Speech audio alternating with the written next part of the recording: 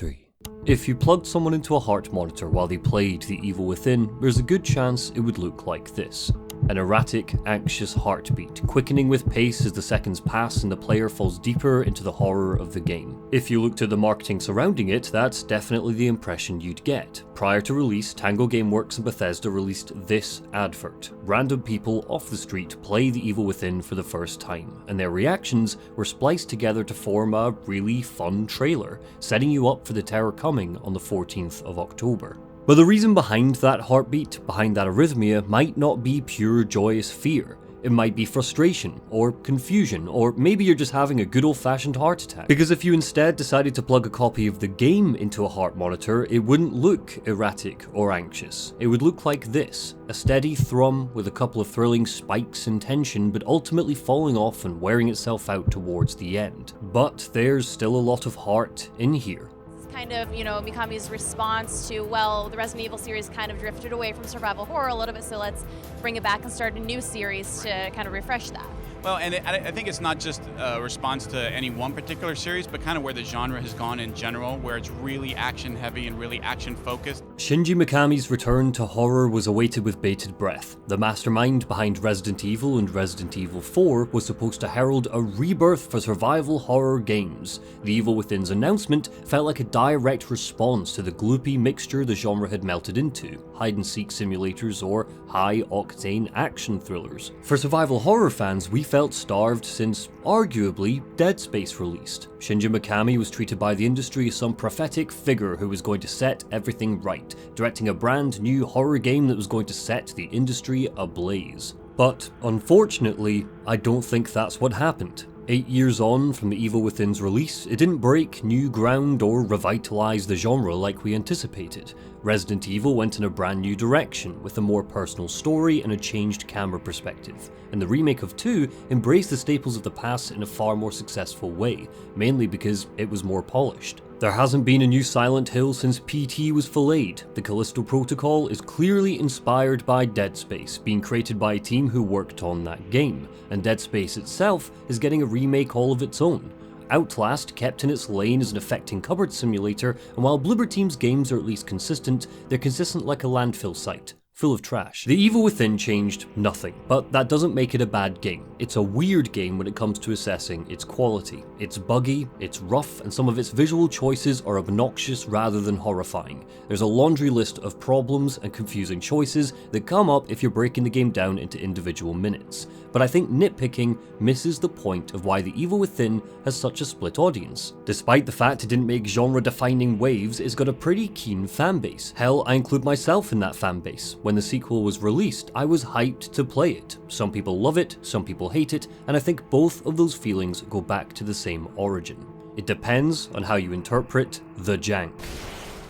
The Evil Within's gameplay seems hyper-engineered to get in your way, to be an obstacle in itself, and while I don't think it was designed that way on purpose, the outcome is still the same. Moments of panic come from how the camera spasms, or how our bullet misses a monster when we were definitely aiming at it. Similarly to how Resident Evil was janky on the PlayStation 1, trust me, go back and play it, the frustrating gameplay adds to the painstaking tension. The difference this time is that Shinji Mikami had over 18 years between Resident Evil 1 and The Evil Within. It was a game released on the 8th generation of consoles, not the 5th, so your mileage might vary on how forgivable the game's irritations are. The Evil Within is built on the bones of great games that came before it, so players would expect to refine and learn from those games, not repeat the same mistakes. Or in some cases, take flaws from modern titles that just aren't scary anymore, like scripted chase sequences or hiding in a bloody cupboard. If we ignore the jank altogether, The Evil Within feels like a love letter to every possible horror trope you can imagine, and sometimes it's just nice to live in Tango Gameworks' collective nightmares, to see what new fright they've cooked up for us. There are distinct moments that come to mind when I think of the game. A six-limbed, burning creature shrieking at us as she writhes around in pain, a haunted mansion where we need to probe brains to progress, the relief of killing a 7-foot monster just for it to grow out of a safe a few seconds later, trying to lure a chainsaw-wielding maniac into a trap because we've run out of ammunition and now it's the only way to kill him, an eerie, smiling nurse in a grey room telling us she knew we'd be back when we just want to save our game. It's heartfelt in what it wants the player to take from it. Not in theme or story, I'd argue it's incredibly depressing once you finish it, but in the love of all things horror that fans of the genre share. And a few of its pulpier, bloodthirstier beats are up there with some of my favourite horror game moments. So, strap on your heart monitors and let's try to figure this one out together. This is a commentary and critique of The Evil Within. Sorry, detectives. I know you're just coming off a case, but I'm afraid we're gonna have to make a detour. Sounds serious. Is it a riot? A call went out just before I picked you up. Said it was multiple homicides. Half a dozen units already on scene. 131, please advise. Hey, maybe it's the ghost of that doctor who went schizo and chopped up all those patients. The Evil Within gets off to a bad start. Hell, bad might not be a strong enough word, so take your pick. Awful, boring, forced, miserable, almost every second of its first 30 minutes sets the player up for a style of game that it thankfully rarely becomes. But it still sucks. We are Sebastian Castellanos, grizzled detective on his way to Beacon Mental Hospital with his partner Joseph Oda and rookie detective Julie Kidman. A mysterious call over the receiver gives us the impression that something has gone very, very wrong and we need to investigate. Abandoned ambulances and police cars litter the front, but it's when they enter the hospital that we see where the game's priorities lie. Sticky blood, guts and gore come first. For all the uneasy atmosphere the game is trying to cultivate, it wastes no time in telling us how violent it intends to be. Corpses litter the reception, and the Evil Within is so determined for you to breathe this in that it forces the player to a slow, painful walk.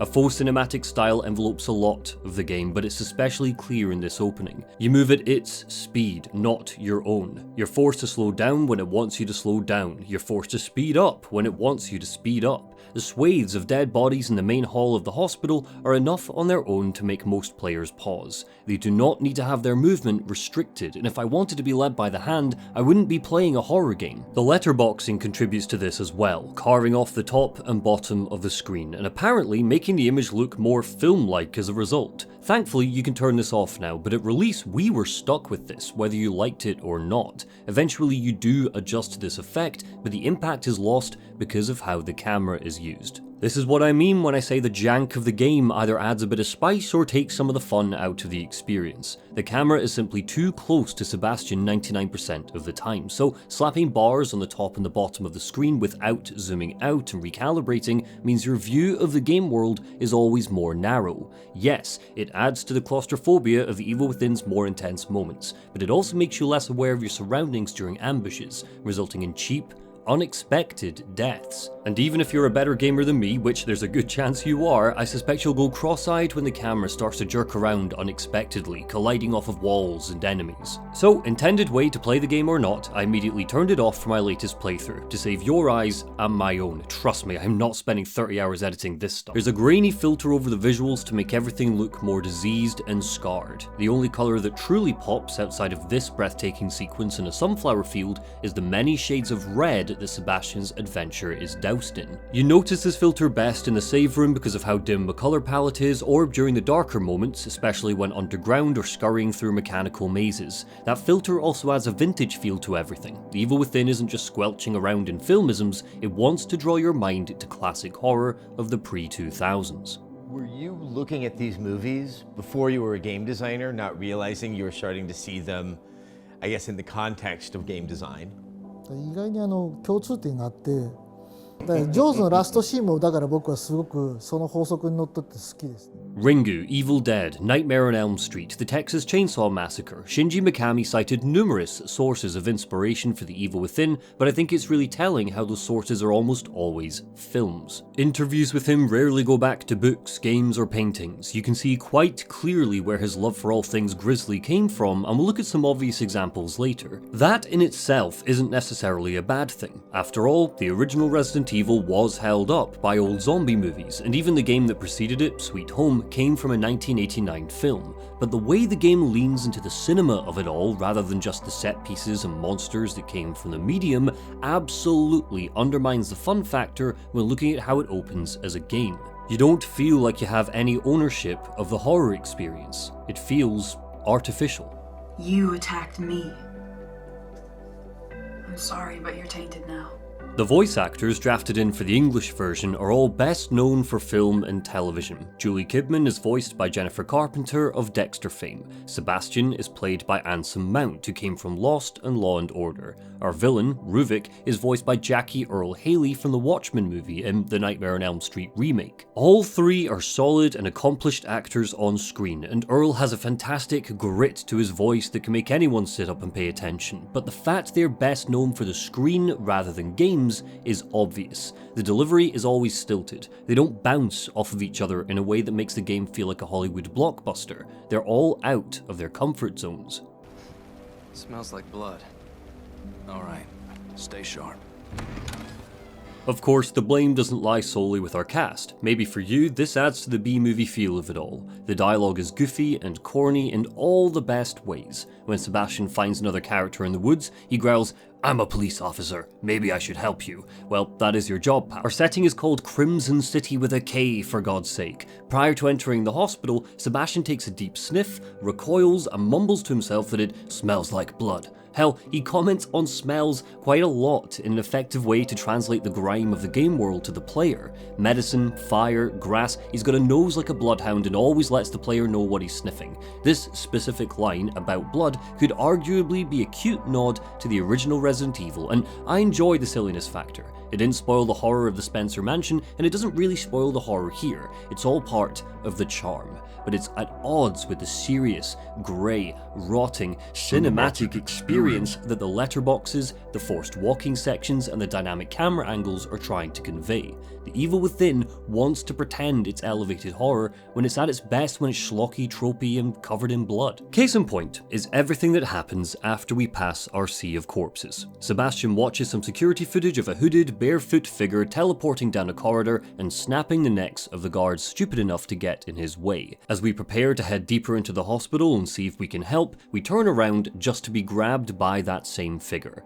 And when we awake, our perspective has changed.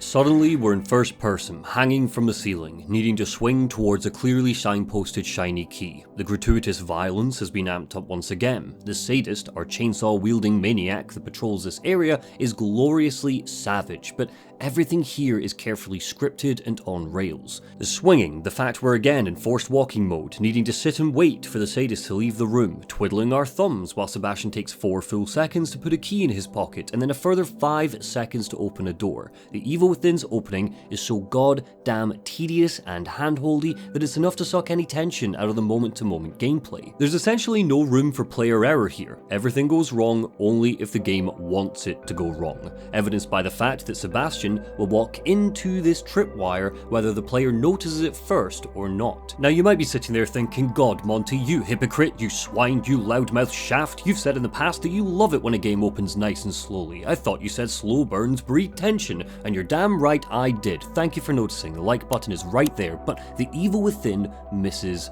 the point. The sensory overload of gore, the shock and awe of the violence, it's all wasted because I don't feel tense during all of this. I feel safe. I'm cuddled snugly into the game's clear signposting and linearity. I'm forced to walk slowly, so I guess I'm not about to be attacked. The animation for opening this door is just too long, so I guess the sadist is not about to come around that corner. I can't disarm or hop over this tripwire, so I guess I'm supposed to trigger it for an on-rails chase. And because I feel safe, I feel bored. And because I feel bored, I stop buying into how threatening the Evil Within will be. And that's a shame because the Evil Within's world is incredibly deadly, and when the game stops waving its hands at us, it excites serious organic tension and payoff that's absolutely fantastic, but the opening sets the game up to fail. The chase sequence is another iron in this fire. The sadist chases us with a chainsaw, and then we're thrown into the world's bloodiest slip and slide. We can't look behind us, so we can't judge how successful or poorly our escape is going.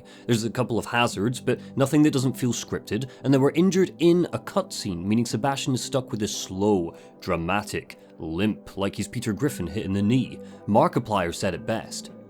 Oh, I'm so stealthy. If you could just not spend 10 seconds putting it in your pocket. Yep, take your time. No rush at all. I know. Your leg hurts, I know. Suck it up and stop being a baby. Again, none of this adds tension because it's what the game wanted for us, and it doesn't pretend otherwise. Slicing Sebastian's leg up so his already slow movement speed is dramatically reduced even further is likely to just get on the player's tit. There's plenty of value in making the player feel like an underdog from the offset, especially when you consider how the game ends with explosive firepower and military technology. It makes sense that it starts us off on the lowest rung of the survival ladder, so we've got somewhere to go. We're faced with a monster patrolling 2 rooms that can kill us in 1 hit. There are a couple of bottles and crates to hide behind, lockers to dive into if we're spotted, and we can't run away from the sadist because Sebastian's got a busted ankle. The odds are stacked against us, and it's in these 2 rooms that the potential of the Evil Within's terror begins to manifest. But survival horror this is not, and I thought that's what the game was pitching itself as. What this reads as instead is a slower, more awkward cupboard simulator like Outlast, except with less margin for error because of how the level design is funneling you into long linear corridors. The so-called master of survival horror suddenly seems like he's stealing from generic hide-and-seek simulators rather than survival horror games. Tossing something to distract the sadist, hiding in lockers, sneaking around crates, none of this is harking back to the glory days that Tango Gameworks claimed they were trying to build. It's laborious. Whenever I replay The Evil Within, I see this whole section as something to hurriedly get through so I can start, you know, overcoming the horror. This hand-holding, this desperation not to let the player figure out your game world and instead funnel you from swinging in first person to scripted stealth to 2 on-rails chase sequences and a slip and slide all goes back to how The Evil Within wants to remind you of horror movies rather than horror games. And that does the whole experience a real disservice because some of the proper gamey moments are where the title shines. Everyone all right back there? Just a few bumps, we're fine. Fine. We will be once we're far away. Fine. Escaping from the sadist, Sebastian takes a lift up and out of the hospital. He rejoins his team in the back of an ambulance, except everything is suddenly a little bit different. Our leg has magically healed, our first hint that the game runs on dream logic. Joseph is missing. Kidman is quiet and unbothered by the horrifying chaos around her, and we have 2 new characters to meet. Dr. Jimenez and Leslie, a patient at the hospital. The ambulance is careening through city streets as skyscrapers randomly crumble and topple around us. This isn't an earthquake, it's something far more chaotic, like the world is warping and shifting, combusting. It's not just the ambulance it's unable to pick a lane though, the opening is guilty of this as well. We've gone from brooding asylum horror to a splatterhouse gore fest to dashing past traps like something out of Saw, and now without warning, we're tumbling through a disaster flick directed by Roland Emmerich. Of course, the purpose here is to discombobulate us, and it succeeds in that. Every single player that goes into The Evil Within blind will finish its first 30 minutes with one strong emotion: confusion.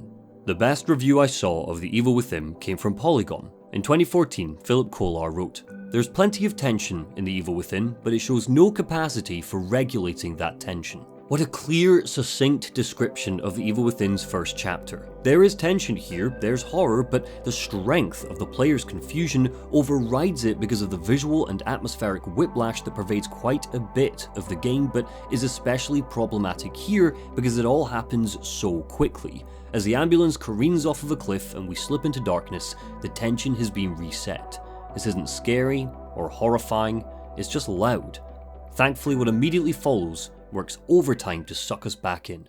But first, this video is sponsored by BestGamePrice.net. No fluff with this one. It's a price comparison site that helps you save money on PC games. They've committed to sponsoring every video for the rest of the year, which means you legends have been taking my advice and using them to find discounts and deals on games. It's spooky season, so here's some games on offer. The Evil Within 2 is less than $18. Resident Evil 3 is barely a tenner. Resident Evil 4 is a $5. All of these are way cheaper than if I just relied on Steam for my frights, but BestGamePrice.net is connected to all of your usual platforms as well, like Epic Games, Green Man Gaming, and a whole bunch more. It's totally free to use, so links below if you want to start saving some money and help the channel out. Thanks again to BestGamePrice.net, and on with the video. Is everyone else all right? The city? Whatever are you talking about? You are the only soul here, right now. Sebastian awakens in a colourless cell, far away from the ambulance that crashed. A woman dressed in a vintage red nurse outfit, Tatiana, welcomes us and leads the way to a bizarre contraption strapped to a chair. This, she tells us, is where we strengthen ourselves, so we're going to spend this section looking at the safe haven, upgrades, and resource management. This is our safe room. More of it will unlock later and it will begin to crumble and degrade the further into the madness Sebastian falls, but just like all good safe rooms, it evolves into a comfortable escape from the frights. Tatiana is mysterious and indecipherable, but she's never threatening. Despite her cold, sardonic attitude, it's easy to feel warm when you see her. Originally, she was planned to be a merchant that would sell weapons and items to the player, but this concept was scrapped when Tango revised how upgrades work. And I kinda wish they kept it in. Mechanically, she's essentially useless. We can save our game without her, we can use the upgrade chair without her, she doesn't provide anything in the way of story details. Scene dressing that we never learn much about, aside from the fact she was once an emotionally detached nurse that was kidnapped by Ruvik. Why she's learned to embrace the madness, why she remains in the safe haven is never explained. Hell, it's not even teased. I don't think Tango even knows. But Tatiana's mysterious positioning in the story is fine. Not everything needs to be exhaustively explained in The Evil Within. Some of it does, and some of it should be where it isn't, but every mystery adds to the fever dream nature of the adventure. Despite its name, the safe room isn't the only way you can save your progress. This isn't a typewriter and ink ribbon situation like classic Resi. Even on Nightmare and Akumu difficulty, checkpoints are abound before boss fights or combat arenas. The fact you can save here is a nice to have, rather than a necessity that demands the player be hyper aware of their exploration. That's not really a pro or con for the game, it's just something worth noting as we work through The Evil Within. It prioritizes scrappy, skin of your teeth play over forward thinking, which is regularly awesome and intense, but it doesn't always meet the balancing necessary to make that work. The sporadic save rooms signal to us that it's going to be the latter, but it's always the former, even down to the resource management. Come on.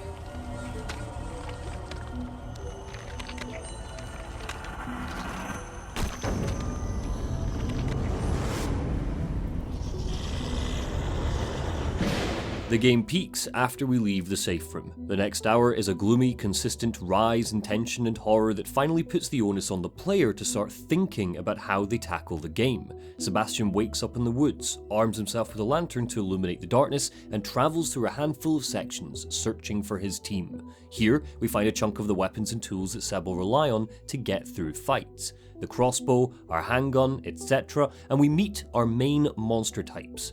The Haunted.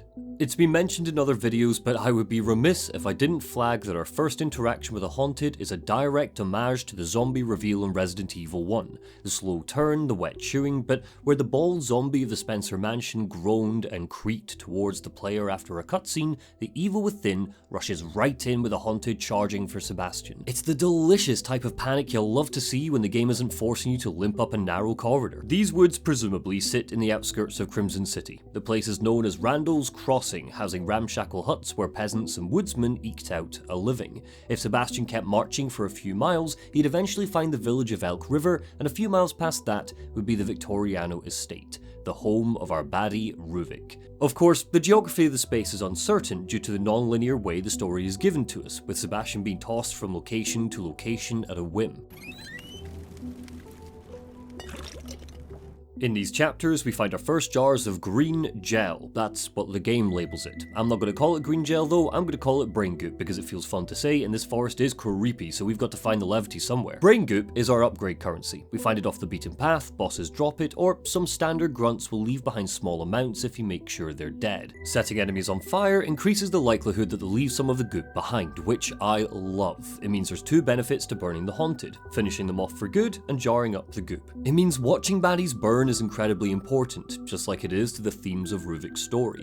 What's less impactful is the upgrade system itself.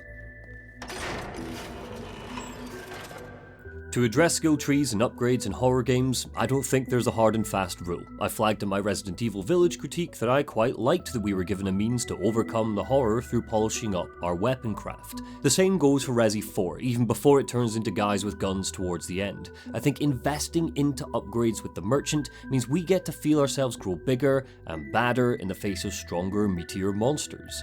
I like the fact The Evil Within has an upgrade system, But I don't like the setup for the upgrade chair, and I think it's a microcosm for a lot of the Evil Within's approach to horror. This huge spiky spider that plugs directly into Sebastian's brain is visually affecting. Look at this, but the fact this horrific image is our means of bettering ourselves means we ultimately become desensitized to the violence. I understand the concept behind this. Everything is dangerous, trust nothing, look, even your safe room has an abomination waiting under a flickering light, but psychologically, we start to associate spikes and metal and horrific experimentation with upgrades, feeling good and strong as a player. It's lacking the contrast necessary. You need to see the beauty and the calm in the eye of the storm so you can appreciate the storm itself. Considering the root of Evil Within's horror is the experiment of a madman, the animation of experimenting on ourselves is consistent with the imagery, but the outcome is the same. The sadistic act becomes part of the gameplay. It's not shocking, it's just loud. A heart monitor set at 70 decibels, and when everything is just as loud, it blurs together with the rest of the horror, making the whole thing less scary by association. The upgrading itself is decidedly unbalanced, especially at the beginning. We can pump brain goop into a fair few areas. Our health bar, our stamina bar, various weapon improvements, the size of Sebastian's pockets. All of these columns start the player off on the lowest of tiers. During our time in the woods, Seb can only run for a maximum of 3 seconds. He can hold just 5 matches to set the Haunted ablaze. The handgun has a 5-degree sway when aiming at monsters, which means you'll waste a lot of bullets if you're not slow and steady in your firing. And even then, that doesn't always help. But you can't afford to waste a lot of bullets because despite the fact there's plenty of ammunition sprinkled throughout the game world, Seb can only carry 16 bullets at any given time. When it takes 2 to 3 bullets to kill a Haunted, you are categorically buggered if 6 or more enemies start ambushing you, which by the way, will happen a lot. That classic inventory management many players might have anticipated is gone. The safe room doesn't come with a trunk to dump your bullets. Resi 4's inventory system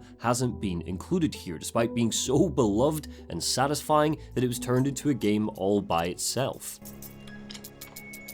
Yeah, that's right, get in there. Yeah, this means you'll be scavenging a lot. Enemies drop bullets, so halfway through mobs, don't be surprised if you're bending over to pick up ammo while a Haunted drools on the back of Sebastian's neck. This adds to the second-to-second tension of fights. More difficult? Absolutely. Does it take agency and forward planning away from the player? Definitely, but it's clearly Shinji Mikami's response to the system his team designed for Resident Evil 4. By the midpoint of that game, Leon was sweating ammunition, so wasting bullets was never something to be scared of. In The Evil Within, running out of ammo and needing to make yourself vulnerable to pick up more from a corpse is always a threat, even in the final hour. But again, the balancing is all over the place, and I will flag one specific area where I just ran out of ammo and couldn't progress later on. If The Evil Within followed a Resident Evil approach to inventory management, giving us a bottomless box to hoard resources for when we might need them, I could forgive this. It would be all my fault that I don't have enough stuff to fight on. But when Sebastian's pockets are the size of a spider's arsehole, and I'm not given a means to seek out ammo and save it up for the future, any balancing issues lie solely with the game, and The Evil Within's balancing is jank. Who's there? No, don't shoot. I'm not one of them. I'm a doctor. Marcelo Jimenez. You were in the ambulance before it crashed, right? Yes, we're lucky to be alive. Sebastian teams up with Dr. Jimenez. The two of you are momentarily united in one common goal, to catch up to Leslie, but to get to him, you need to open a gate on the other side of this farmhouse. And when I said the game peaks in the woods, this specific moment is what I meant. It's the best part of Evil Within, not just by a little, but by a country mile. We are outgunned and outmatched. There are ladders and windows and walkways and a verticality and openness to the space that pays homage to Resident Evil 4's first hour while improving it in almost every single way. The corridors are more cramped. There are less options like front flipping out of windows or kicking down ladders, which makes Seb feel less like Leon's action hero and more like a victim of the horror. Bottlenecks help us to manage enemies, and there's just enough ammunition that you can power through, but if the player struggles, then stealth is definitely a viable option here, and there's a trap of spikes that do some serious damage if you can lure monsters into it.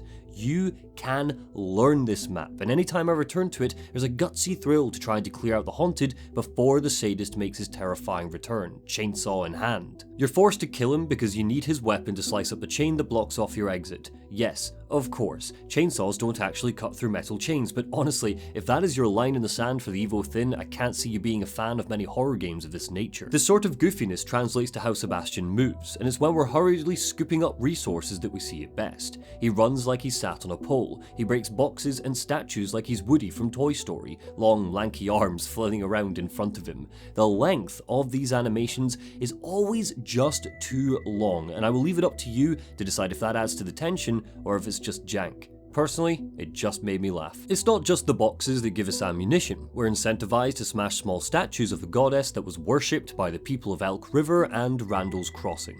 Inside each one is a key that gives us ammo, brain goop, crafting materials, or syringes. They'll stay in the save room until it's time to use them, which is the closest the game ever gets to giving us an item box. But the randomness of what's inside each lockbox removes the chance of planning and preparation.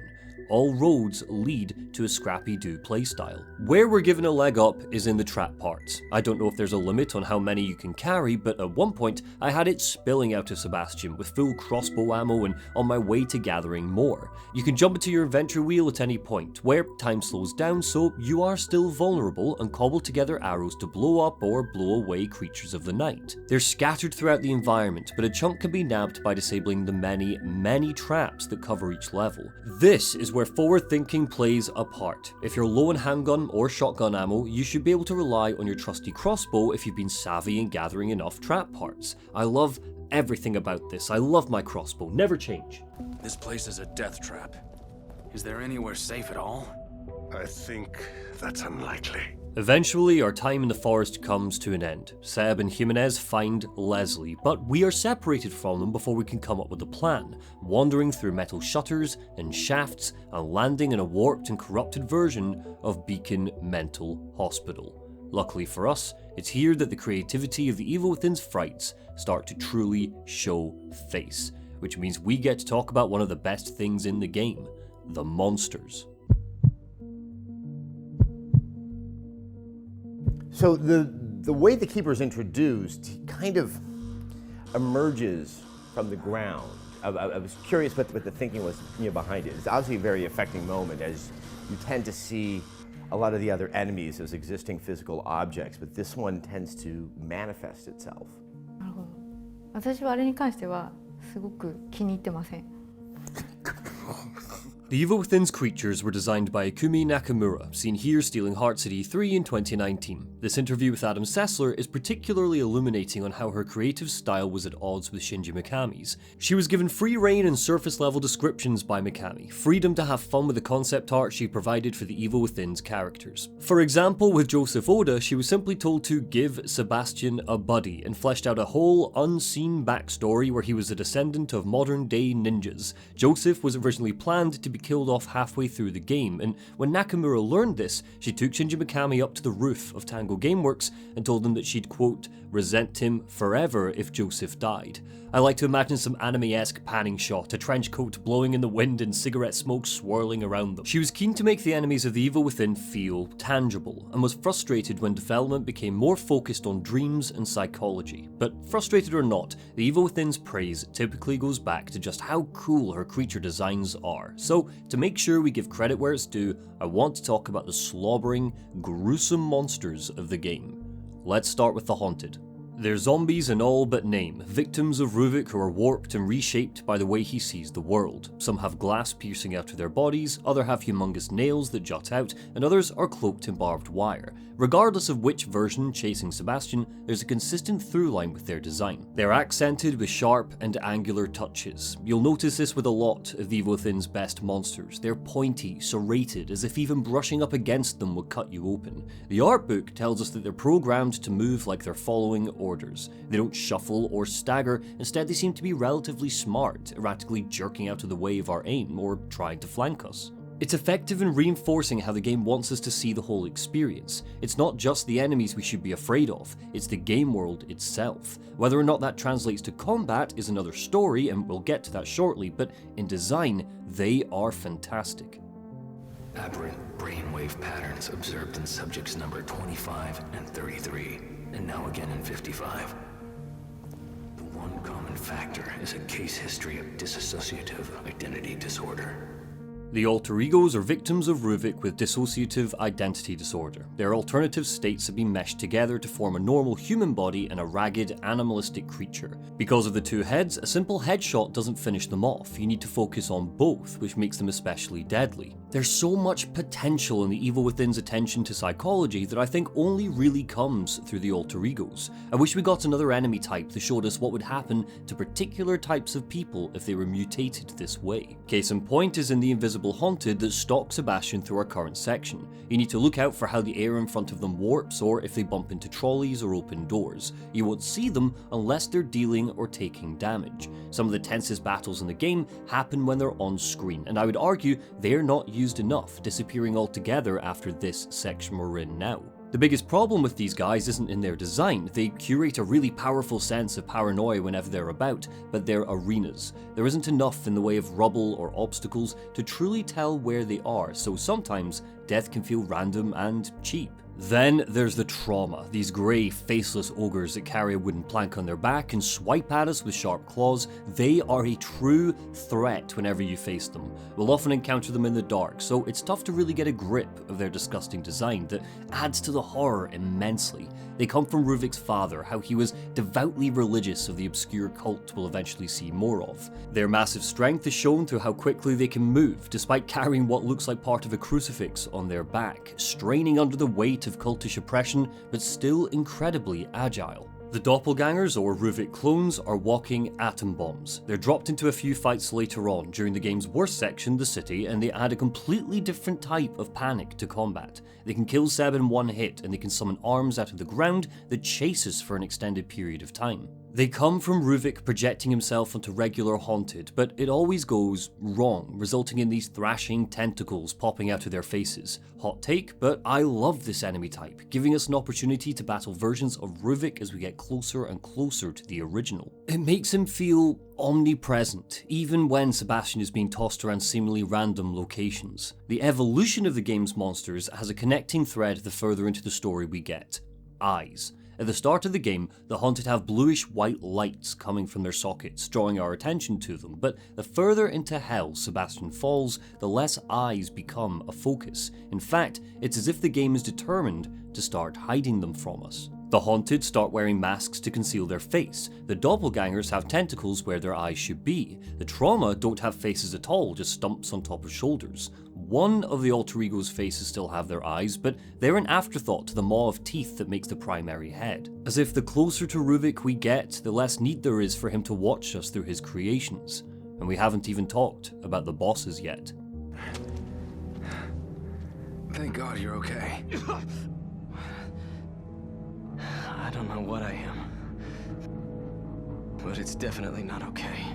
At the midway point of Sebastian's hospital fun time, we find Joseph, semi-conscious in a bathtub. A high-pitched noise sounds and he begins to transform. It triggers something deep within him, but he's able to hold it back. It's through Joseph that the game explores how exactly Ruvik's victims are changed, made violent, and it's an effective way to keep us transfixed by the mystery of what exactly is happening to people. And what is happening? Well, we should probably address the elephant in the room here, right? So, big spoilers for The Evil Within. Stop the video now if you want to go away and play it for yourself. Ready? Okay. The Evil Within takes place entirely in a shared consciousness. None of this is the real world. Sebastian and friends are connected to the brain of a serial killer, lost in a shifting dreamscape under the control of our big bad, Ruvik. But, as the saying goes, if we die in the dream, we die in real life. There isn't really a moment where the Evil Within turns to the player and states its mystery outright. Tiny details are drip-fed to us, and while the plot of the Evil Within isn't nearly as complex as it thinks it is, it's the Matrix with monsters, a lot of the fun is found in its misshapen storytelling. Different people will figure out the twist, quote-unquote, at different points, but the game doesn't try to trick us. It just shrouds itself in narrative jumps and massive tonal changes to keep the player feeling confused. For the record, this was when I figured it out. Finding Joseph in the bathtub, I immediately guessed that these were pods of some kind that our real bodies were in and that we were lost in some simulation. Rumbling through the hospital, Joseph and Seb reunite with Kidman. Our two best buds question why Kidman wasn't attacked by the Haunted, and she says something strange. Maybe he didn't see me as a threat. Sebastian is confused. But the trio's time together doesn't last long at all. Eventually, the dreamscape shifts one more time and Sebastian is left alone in the basement of the hospital. However, anybody who's played the game will know that's not strictly true. Sebastian isn't alone. There's something else down here with him.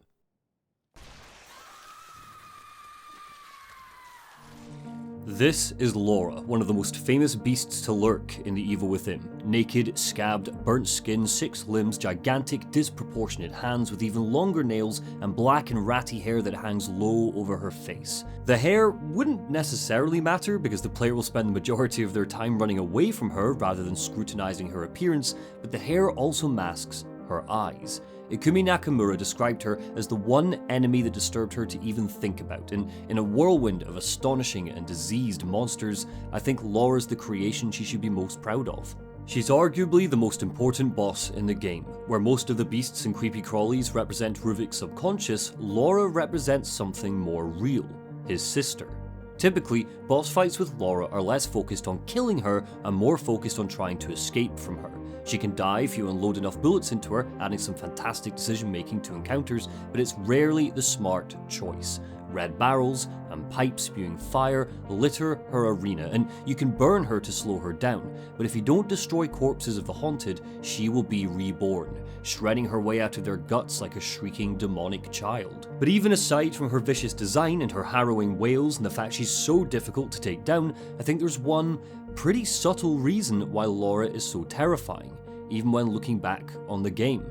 We never see her in a cutscene. Every single one of the Evil Within's bosses are introduced in a cutscene. Laura is introduced without an ounce of signposting, bursting into the world as we enter a cluttered room. We'll meet her almost half a dozen times before rolling the credits, and every time she just appears. The Evil Within refuses to announce her frights to you, and she is anxiety-inducing when she screams and claws at Sebastian. If there's so much to break down about Laura, there's very little to say about the sadist. His eyes are on show, but he wears a mask so part of his mouth is still concealed. It's here that the homage to classic Western horror like the Texas Chainsaw Massacre comes through. The sadist represents Ruvik's homicidal rage, the psychopathic murders he committed, butchering the descendants of the villagers who terrorized him as a child. The Keeper, Old Safehead, represents Ruvik's desire to keep his research into shared consciousness a secret, and while Laura is more affecting, the Keeper is my personal favourite. The root of all secrets is fear. They make us sick the longer we hold on to them. They rot our psyche and our soul if we try to conceal a truth from somebody we love,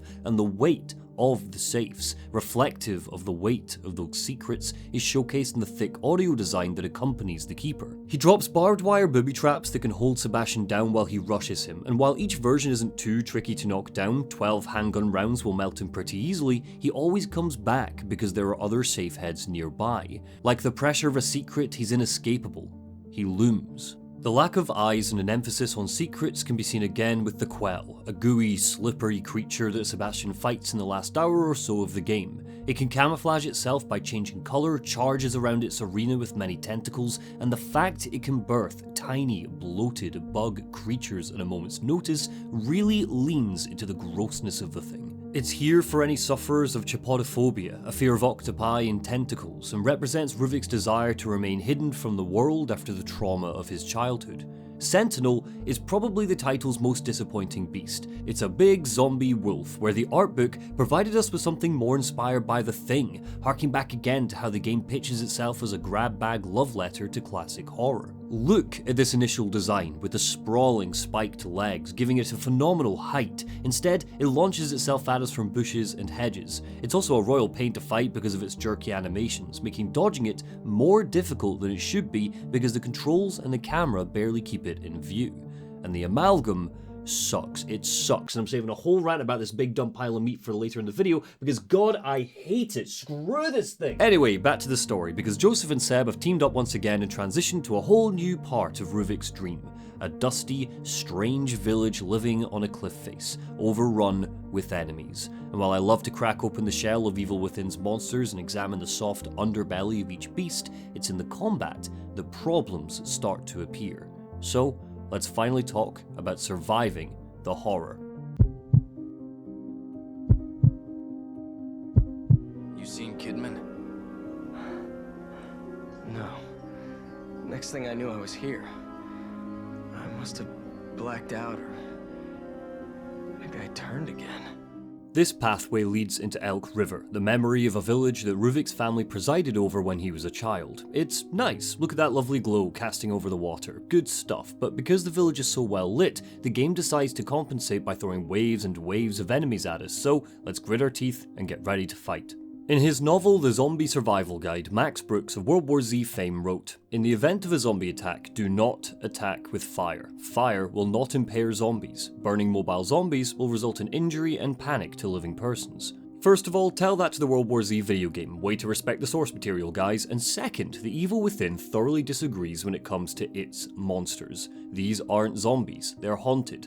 Fire is the most precious resource when killing them. To call the game's combat unpolished is an understatement, and it's when you're surrounded by the haunted that you begin to notice. Everything has an input delay. The camera, Sebastian's aim, lighting a match, it doesn't matter which part of the game you're in or how high the stakes are, there's a clear lack of responsiveness to how Seb feels to control. What this means for player psychology is you simply need to think ahead. Typically with a game you'll spot a threat and push a button to immediately react to that threat. The Evil Within, just like many horror games of this style, demands that you preempt threats and always be on your guard. We don't have a dodge like Alan does in Alan Wake, so strategizing almost always involves sprinting away from an enemy and awkwardly lining up a shot with distance between you, simulating a level of cowardice that's completely in line with a back-against-the-wall horror protagonist. We're armed with a melee attack in case a haunted gets close, but the animation is so long and cumbersome and does such little damage that there isn't much of a reward to this risk-reward thought process. But to criticize the strength of Sebastian's punching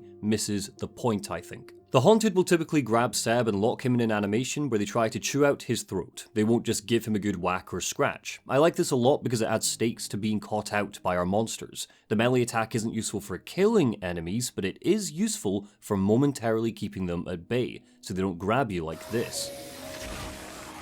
Sebastian can hip fire, but it demands 2 pushes of the shoot button so he can ready his gun first and then let off a bullet. So you're always better just using both triggers so you can aim, which does slow him down and keeps combat feeling methodical, even when it's fast and explosive. On its own, I kinda like the input delay. A lack of responsiveness is janky, absolutely, and if this was a deal breaker for you, I totally understand. It can be beyond frustrating. But that delay does mean there's minute moments of helpless waiting when an enemy arrives that makes you feel vulnerable. Take here for example, a haunted has just entered the screen. I couldn't see it before because the camera's jammed up Sebastian's taint. In the split second that follows, a whole heap of things need to happen. I see the monster, I press L2 to aim, that involves a delay. I wobble the reticle over the baddie's head. Each act of positioning it also has a delay. Then I press R2 to shoot it, that has a delay. I then rinse and repeat the aiming and the firing involving a delay because headshots rarely kill a haunted in one go. Every moment of delay is a moment where the haunted gets closer to Sebastian, and as a result, the single interaction with a monster makes me feel anxious. This was all purposeful. It was a priority during Resident Evil, and it's a priority with The Evil Within. In a 2013 interview with Polygon, Shinji Mikami said, quote,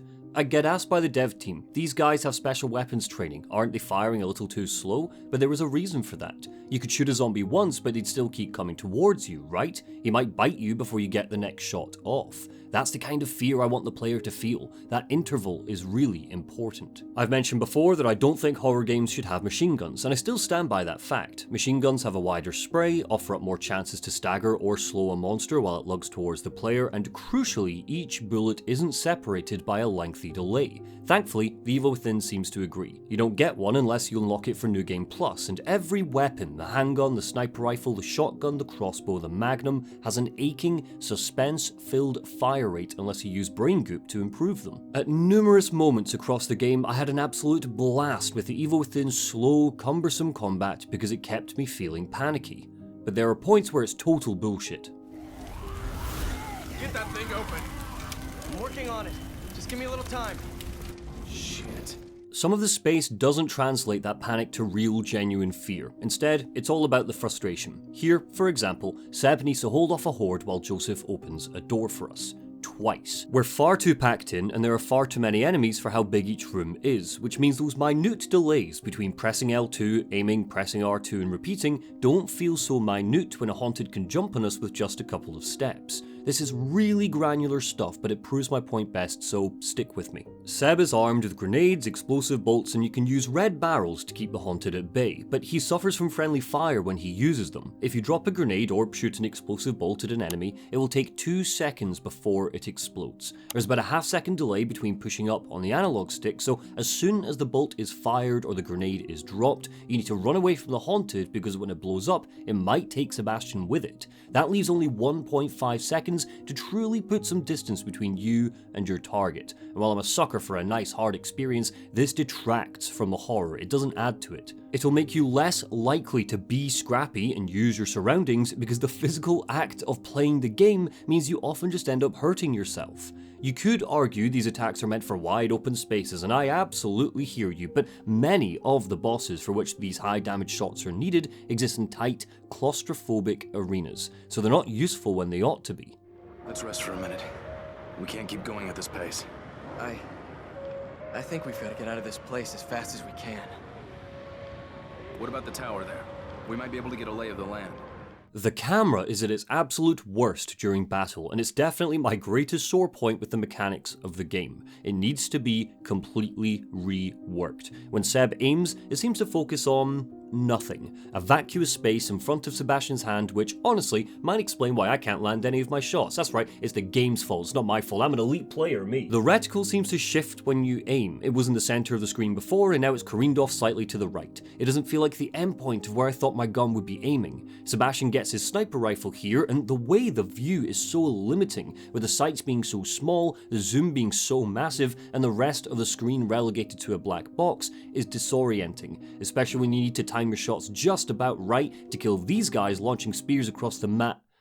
Wow, they still haven't patched that. I had the same bug in 2014. Half of the game's combat is a miasma of glitches, bugs, a camera that won't keep up with you, and arena design that doesn't gel with the way encounters have been produced. The other half is some of the most intense, methodical, ridiculous fun I've had in a horror game. A good chunk of the Evil Within's combat arenas are not horrible little box rooms like I've shown you. Instead, they are layered maps with traps, explosives, and escape routes for Sebastian to navigate. If we cast our mind back about an hour to the basement of the hospital, we see a perfect example. There's not much ammunition lying around, and a pile of haunted are flocking around us. If the player thinks carefully, they can lure them into a pipe bomb that blows them up, or a red barrel that sets them on fire. There are thin walkways and a staircase up the back that means there's plenty of opportunities to distance Sebastian from the enemies. The creepy cabin at the end of the woods is another example, and here in this sniper battle of doom, we can lure enemies into the spears being fired on us for some nice, satisfying deaths that reward thoughtful play.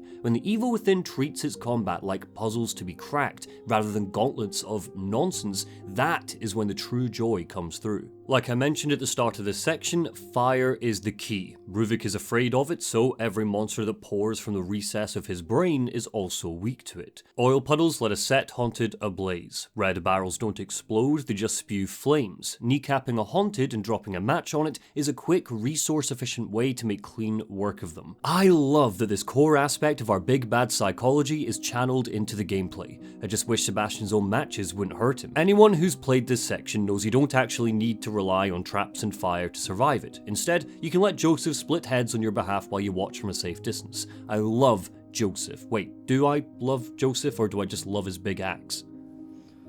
Is this what it was like, Seb? After the accident? Well, I never put a gun to my head. No, of course not. Just quietly sank into a bottle.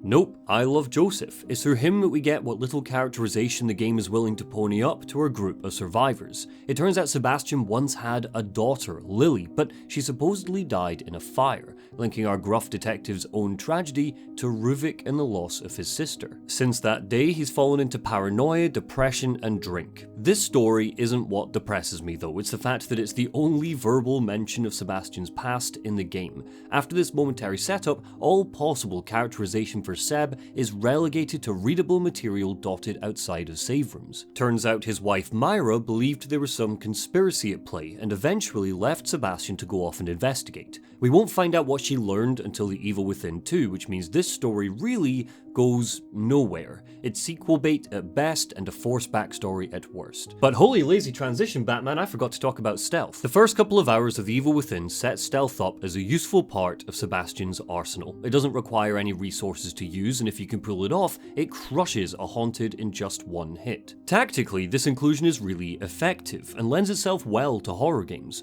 Unless you're armed to the teeth like in Metal Gear Solid or Splinter Cell, it's a powerful way to make a player feel like they're on the back foot. You are hiding, and that makes you feel powerless. It's why, despite the overuse, cupboard simulators can still be a really frightening experience if the atmosphere suffocates you and the enemy AI is convincing enough to make you feel like prey. But this is just another area where the game gets in its own way, because the balancing is so off-kilter. If a game stealth kill is limited to one action, like stabbing someone in the back of the head, there's only one strategy available to a player: creeping up behind that enemy and getting close enough that the prompt appears. Fair enough, that slow burn as we crouch down and try to get close enough without being spotted is really unnerving, but the speed of both the player and the monster needs to be perfectly calibrated so it doesn't feel too easy or too difficult. If Seb moves too quickly, then suddenly the threat dies. If he moves too slowly, then suddenly the threat dies because stealth isn't a reliable option and we'll never use it. Guess which camp The Evil Within falls into? Not only does Seb move too slowly, crawling at a snail's pace so that tension gives way to boredom, but the enemies move too quickly as well, so it's rarely ever an effective technique. I can count on one hand the number of times I was able to reach a haunted before it turned around, or just spotted me out of its peripheral vision, and by the halfway mark, the game tosses all ambitions of being a stealth game out of the window, with bright, empty spaces and legions of monsters to battle, many of which have bloody guns, which I believe categorically should never be included in a horror game because attacks from a distance don't feel present to the player. What is it? I dropped my glasses back there. Seb and Joseph finally make it through the village, arriving in an old abandoned church. Joseph drops his glasses when the sentinel attacks, leading to a silly and really endearing moment where the player needs to go back into the sentinel's arena, make a mad dash to grab them, and then escape back to Joseph. It's moments like these, this cheesy B-movie storytelling that also ties the player to Sebastian's partner through needing to physically help him, that lends itself best to The Evil Within. I just wish the game would lean more into it with the dialogue, because when its cheese factor drizzles into the horror, it doesn't weaken the frights, it just strengthens the experience, and as we'll get to, the inconsistency makes the ending feel dumb rather than fun.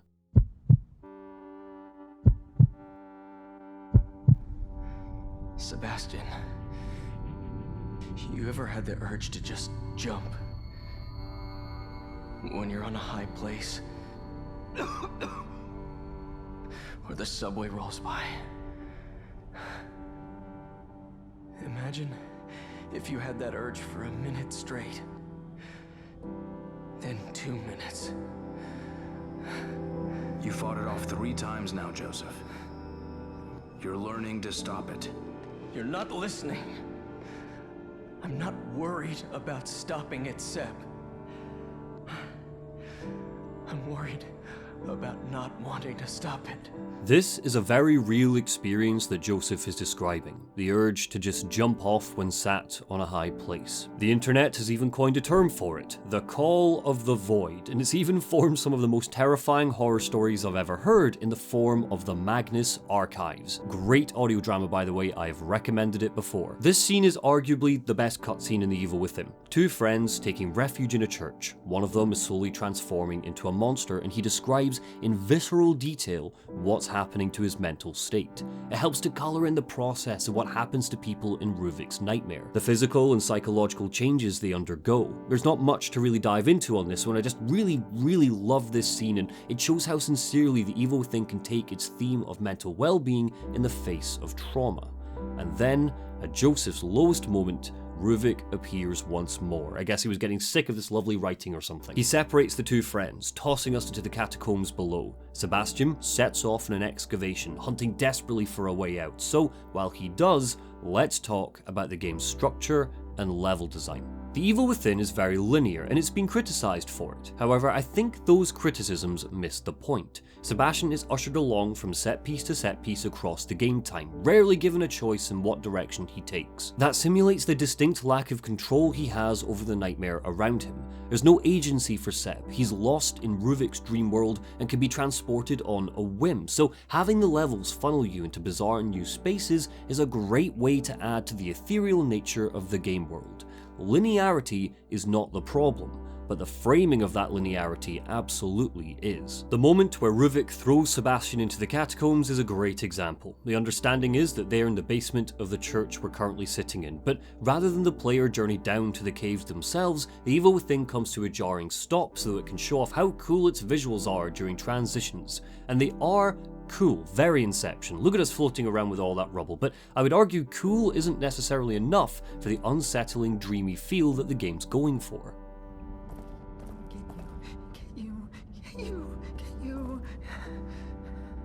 I'd better start searching for my partners. At the start of this video, I said that the Evil Within was standing on the shoulders of giants that audiences hoped it would learn from. One of those giants is Silent Hill, particularly the first few games, and I hope you like this comparison because it will come back later.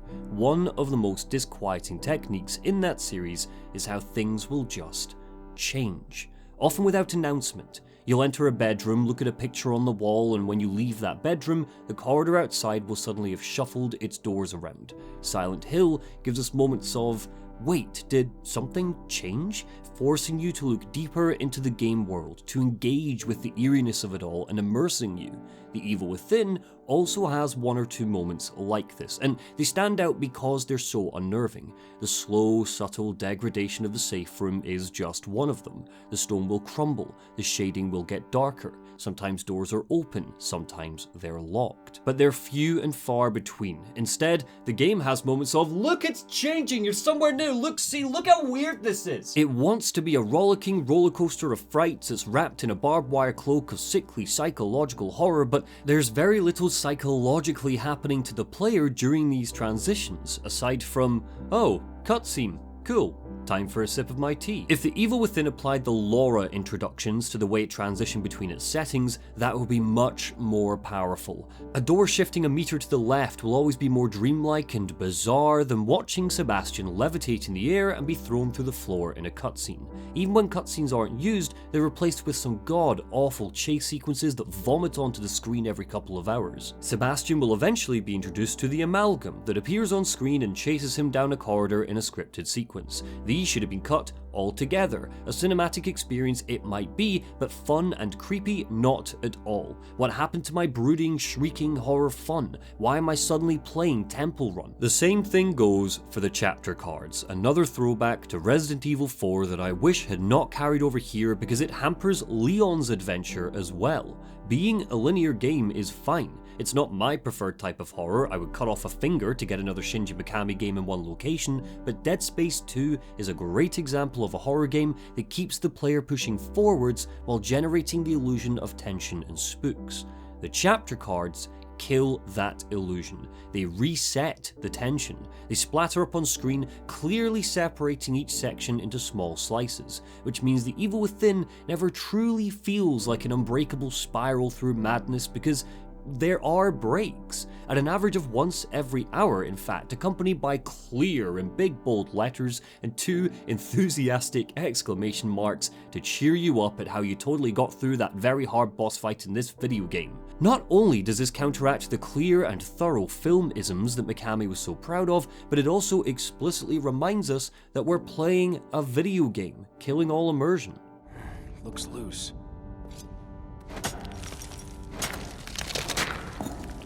As for the design of the individual levels, I think they're pretty fantastic. Nothing ever reaches the heights of the cabin in the woods of the earlier chapters, but there are plenty of moments where it comes close. These catacombs are another example. We're faced with one of those classic Resi-esque puzzles of collecting 3 keys to unlock a door, meaning we need to engage with some challenges to collect our prize.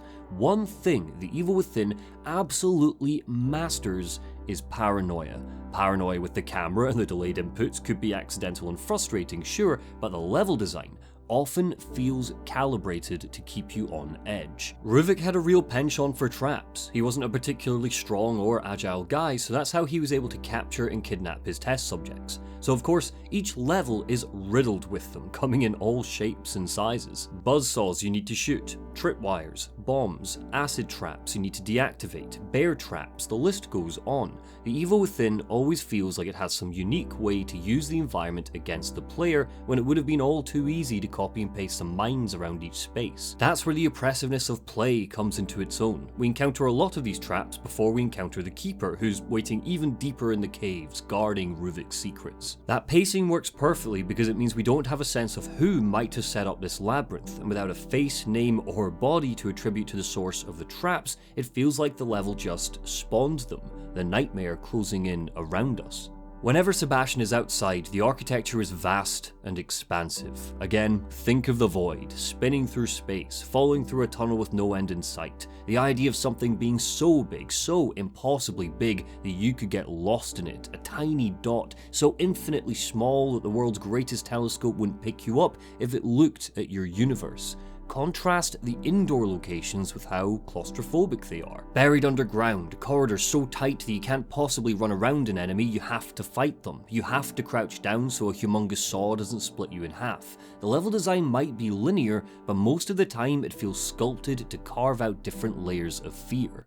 Not that one. Doc, what the hell is going on? There's no time. I need to figure out how to reverse this if we're going to stop him. Who? This Ruvik guy? Who the hell is he? Escaping the catacombs and defeating the Keeper, Seb is tossed to a new setting and finally finds Dr. Jimenez again, and it's here that the game essentially explains what's going on in its usual lucid fashion. Everyone is contributing to the nightmare on some level, Jimenez explains, but Ruvik is the only one with conscious influence. This we might have figured out ourselves before this scene, but the really important reveal comes a second after. We finally get a name for the nightmare, STEM. This is the program and machine that Ruvik created and we have been plugged into. The puzzle continues. This is a solid and interesting mystery. I just wish the puzzling nature of the story was translated to the game itself. The Evil Within has 3 puzzles, 2 of which are awesome and relegated to the next level after this chat with Jimenez. One of them involves trying to crack a safe. We don't know what the combination is, but there's a beautiful painting on the wall next to it. 11 people at the top and 2 people at the bottom. Boom, puzzle solved, and off we go. This is just subtle enough. There's no grumble from Sebastian saying, "That painting looks interesting," but the positioning of that picture means we'll likely spot it if we look around the room. The second puzzle is very sticky and gooey and brain-y. 3 times we need to listen to a recording of Ruvik experimenting on his victims and use a diagram to probe the correct lobe. It's just the right level of gross, and it helps us see firsthand what exactly Ruvik was doing to people, trying to unlock the part of their brains that would help him take control of STEM. The third puzzle is ripped straight from other games. You have 3 fuses and you need to sync them up so the charge of electricity can link with a generator. Whoa, what are you doing? Are you typing that the game has other puzzles? No, come on, Michael, you know that it doesn't. What it has are a handful of puzzle-like button prompts. Don't believe me? Here's an example. Set the upper dial to 22 and the lower dial to 5. Back around chapter 4, in a heart in your throat moment of terror, we need to race up to a contraption and deactivate it before Julie Kipman is drowned in a tank. What's the combination? Is there a clue? A riddle? Oh, doesn't matter. Good old Joseph just told us the answer. Thanks, buddy. Or what about when Joseph and Seb need to solve this crypt puzzle? 4 slabs have weight on them, and we need to pull some levers in a set order to deactivate a trap. Good stuff, cool. I wonder what the sequence is. Oh wait, no, Joseph's just pulled out his detective book and spoiled the answer. This happens too many times across the game, and the reason why is more puzzling than the puzzles themselves. It feels like playtesters got stuck at these moments, and rather than rejig them to better signpost the answers, Tango Gameworks just wrote a couple of lines for Joseph's voice actor instead. It's so disappointing. Wait, there was something about a horse in that house back there. Let me see what I wrote. I take back everything I said about you, Joe. I'm currently in the middle of reading Berserk for the first time, a heart-wrenching, enthralling story of a mercenary that learns about the value of human companionship and oh god, no, make it stop, leave them alone! Berserk's monsters and demonic environments draw from many inspirations, but one of them is MC Escher. You can even see some direct translations in the manga. Escher never claimed to be a surrealist artist, but since his death, he's been co-opted by fans of that movement, and it's easy to see why. Surrealism is all about producing incongruous visuals in art. They often look bizarre and twisted and impenetrable. They rely on unnatural or irrational juxtapositions and combinations, contrasts. Pictures that seem like they could exist in one reality, but then there's something wrong.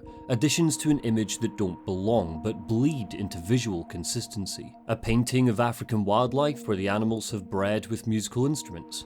A photograph of a man shielded from a boulder by an umbrella. An average-sized man wielding a huge slab of iron like a sword. A screaming demonic banshee that still wears her shoes. A melodic, tranquil dandelion field with a scarecrow that's far too big. The Evil Within embraces the surreal, and I would argue it's the greatest achievement of the game. When fans look back on it, typically you'll see the same kind of justification. That the aesthetic elevates it. Eurothug made an incredible video covering the surrealism in both titles better than I ever could, and I've linked to her video in the description below, but considering everything Sebastian is about to encounter, I think we've got to talk about it. Why that look on your faces? Did you actually think if you locked me away, I would just cease to exist? Out of sight, out of mind. You did.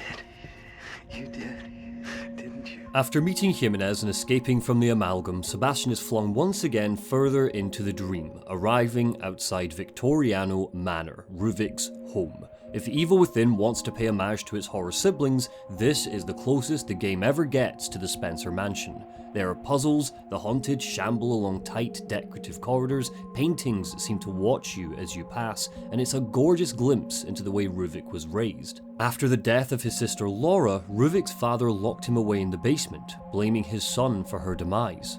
We see phantoms and memories whoosh into life, ghosts from Ruvik's memory. Jimenez knew him, mentored him through his experiments because he saw Ruvik's genius and enjoyed the donations afforded to his hospital by the psychopath's family. But that relationship became frayed and strained. Ruvik cut off the money because he didn't want to work on cadavers and patients sent from the hospital anymore. He started kidnapping people from Krimson City instead.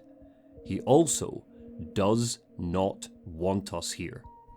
This is as personal as we get with Ruvik. The manor doesn't shift and warp around us, not until we start to complete it as a level. It feels static, frozen in time, embossed with the glaze of a villain origin story, so of course, Ruvik doesn't want to tear it apart like his other dreamscapes. The further into the manor we get, the more regularly Ruvik appears. He'll flit towards us, and if we're caught by him, it's a one-hit kill. We can't dispatch him ourselves, much like a classic Resident Evil tyrant, so the best bet is always to run and hide.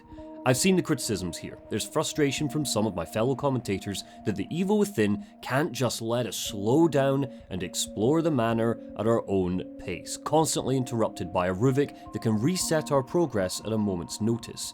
But I love it. I think there's enough warning before Ruvik arrives with the shuddering waves of light pulsing down each corridor that he doesn't get in our way too often, but his appearance is always tense and palpable. Maximum frequency stimulation of cortical regions has proven less than effective. The subjects scream and scream, but they die much too quickly.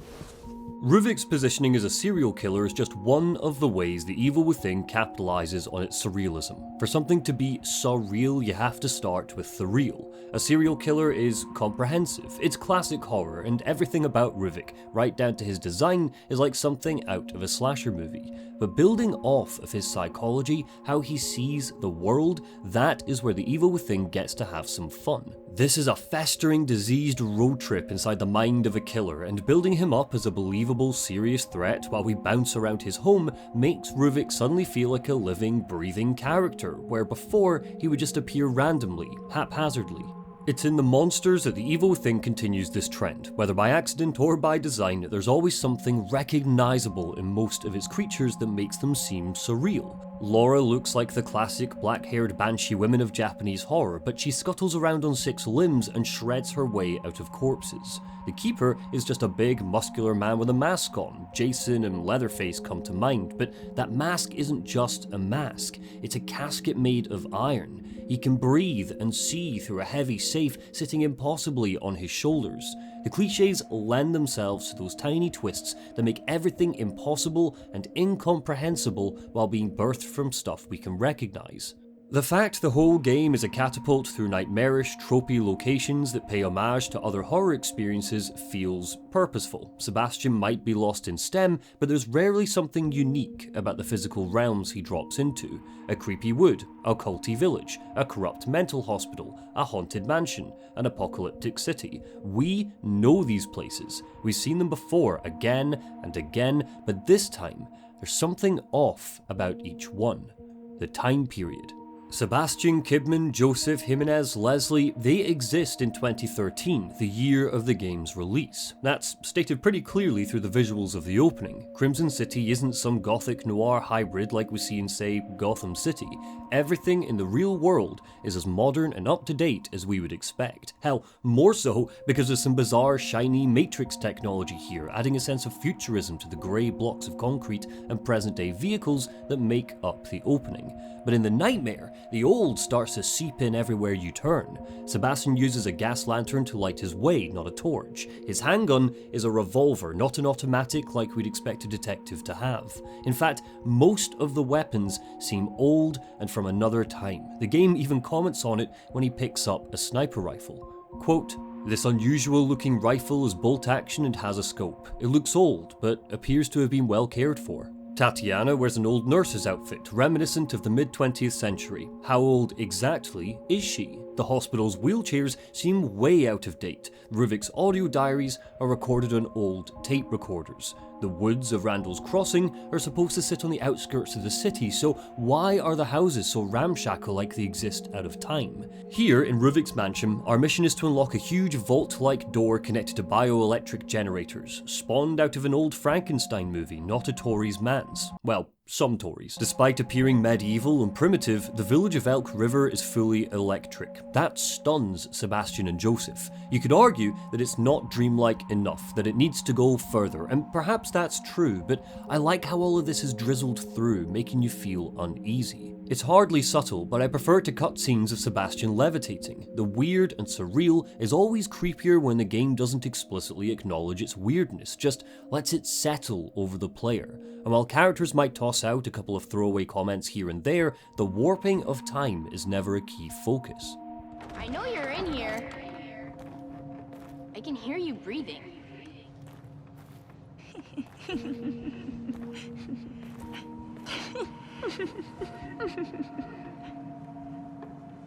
To go back to the enemies for a second, I understand why Ikumi Nakamura was so frustrated by the fact the Keeper could essentially teleport. She understood that tangibility is key for surrealism to be effective. Again, you need foundation for a person to stand on if you're going to start twisting and warping that foundation.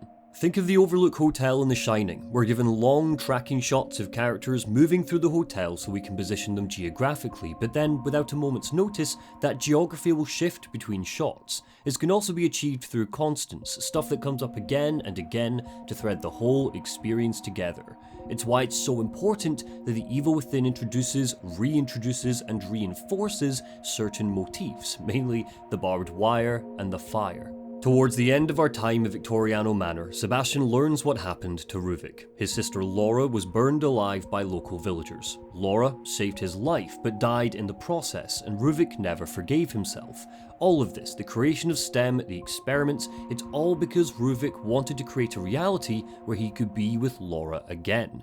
But something happened to make it all go wrong. Laura's death is the source of Ruvik's fear of fire, and it's especially why she's weak to it herself. It's apt that Laura's death is introduced to us through a tonally surreal moment. Sebastian awakens in a gorgeous yellow sunflower field. It's the first moment of true calm he's had, and the image could easily have been sketched out by an artist. But just like with many surreal paintings, something is wrong. The barn in the distance feels like it was ripped out of somewhere else's atmosphere and dumped here. It's rotting and blackened, and the beauty of this scene is contrasted by the fact that just a few feet away from us is a child who's about to burn to death. Even the relationship between Ruvik and Laura is portrayed as unnatural. Later, Jimenez hints that it was borderline incestual, meaning something apparently normal, a loving relationship between brother and sister, has something wrong with it beneath the surface.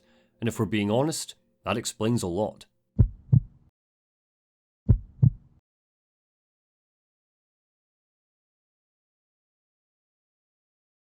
We don't talk about the power of silence enough, at least not on this channel.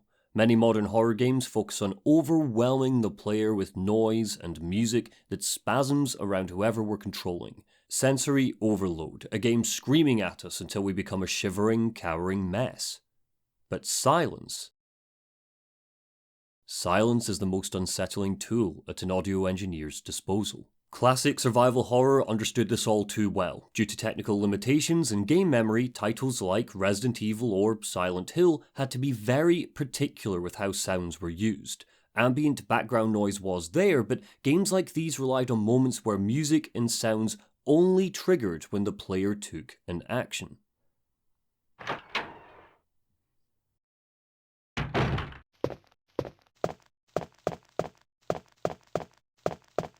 Think of that clopping sound that accompanies Chris or Jill's footsteps in the Spencer mansion. No music is playing, no howling of the wind, no mechanical gears turning, just those footsteps. This is haunting because they were part of a team, so the player needed to be constantly reminded that they're on their own. They're isolated from their gunslinging pals. Nothing but you and the clump of each footstep to reinforce just how alone you truly are. Silent Hill does the same thing, especially in the later renditions on the PlayStation 2. Our first encounter with Pyramid Head is in a cramped corridor, no enemies either side, and no background sounds aside from James's thick boots. It makes the moment when our torch lights this behemoth up all the more terrifying because suddenly the silence is gone. It's replaced with the crackling of our radio.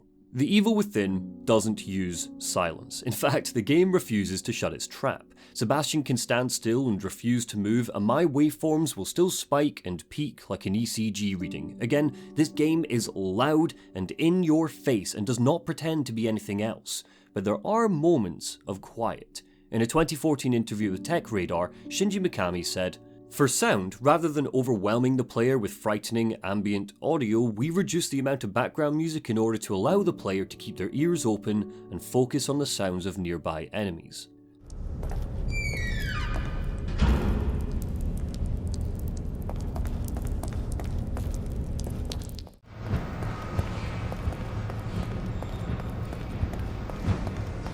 Now, I don't know what changed during development, but that is not the evil within that we were given. Even when it feels like there shouldn't be a source of noise, the game employs a regular atmospheric hum under its quiet moments. I like to think this is because Seb is plugged into STEM. It's the whirs and vibrations of the machine doing its thing, mixing into the dreamscape.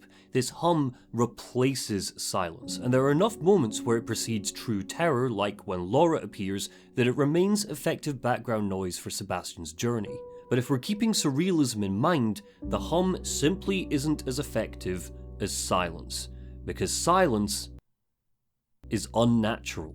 Unless you're in a sensory deprivation tank, you are always surrounded by sounds, so for a game to suddenly cut that ambient noise off, it makes its game world feel bizarre and unnerving. But let's focus less on what the game doesn't do. After learning what happened to Ruvik and Laura, Sebastian finds himself in a groaning, creaking, mechanical labyrinth. He needs to break out of here if he's going to reunite with the rest of his team for the worst part of the game, so while he scuttles through metal and rust, let's look at the Evil Within's sounds. 皆さん忙しくて、僕が一番下っ端なのでやってます。そういうことで、今日ちょっとゾンビが人を噛むとき。This absolute legend is Masahiro Izumi. Across a 4-minute video, he shows us how a lot of the enemy sounds were created for the game, and they almost always come back to him eating. It's a prime example of how much emphasis the Evil Within puts on the gross rather than the lurking. This will be acute if you suffer from misophonia, someone who hates sounds like breathing, chewing, slurping, etc. 食べちゃいます。 I'm not even misophonic, and even I think that's minging. For bosses like Laura, the team focused less on shrill human screams and layered more animalistic sounds on top of each other to make her seem more beastly. Monkeys yelling during a fight, or nails on a chalkboard are two of the examples that have been given, stuff that really cuts to your core during these claustrophobic battles. I would play you an example of her shrieks here, but honestly, I know a good chunk of my audience listen to these videos while they're winding down, and I don't want to wake any of you up if you've fallen asleep by now. Sweet dreams, by the way. This way of creating sounds has actually been given a name in Japan. Music concrete, taking disparate audio and meshing it together, chopping bits out, blending with other noises to create something unique. Something that sounds like it could be recognizable because of all the recognizable clips in there, but altogether wrong. To return to the ambient sounds, this labyrinth Sebastian is in gives us some really great audio design to point to. The swinging of axes, the squealing of metal saws, rumbling and groaning that makes the level design feel even more claustrophobic than it already is. We can attribute some of these sounds to stuff that we physically see, like the spinning blade that's slap bang in the middle of a combat arena, but others come from somewhere unseen. Out of sight, but certainly not out of mind. And then there's Claire de Lune.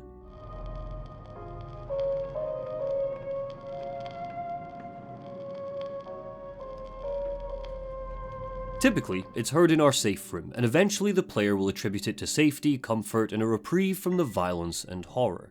Translated from French to English, it means Moonlight, a classical masterpiece, a sentimental, somber piece of piano playing that's used to convey a calm sadness. Its age, being from 1905 and playing on a gramophone, adds to that crashing timescape we discussed in the previous part. The song comes from a poem by the same name, and the first few lines kinda sum up the Evil Within's emotional heart perfectly. Your soul is a chosen landscape on which masks and bergamasques cast an enchantment as they go, playing the lute and dancing and all but sad beneath their fantasy disguises. The Evil Within's landscape might be loud and raucous and wailing, but at its core, this is an incredibly sad story about a fucked up guy that brought out every possible emotional pain a person can have. In the context of the story, that's why Sebastian is reminded of his own personal trauma so much. STEM is a corrosive environment that faces you with your own deep sadness while playing the lute and dancing. But to compare this to Resident Evil once again, associating a tranquil, sad track with your safe space is a key way that franchise lets you take a deep breath without forgetting how oppressive the adventure is. And I'm glad the Evil Within happily took this idea and ran even further with it.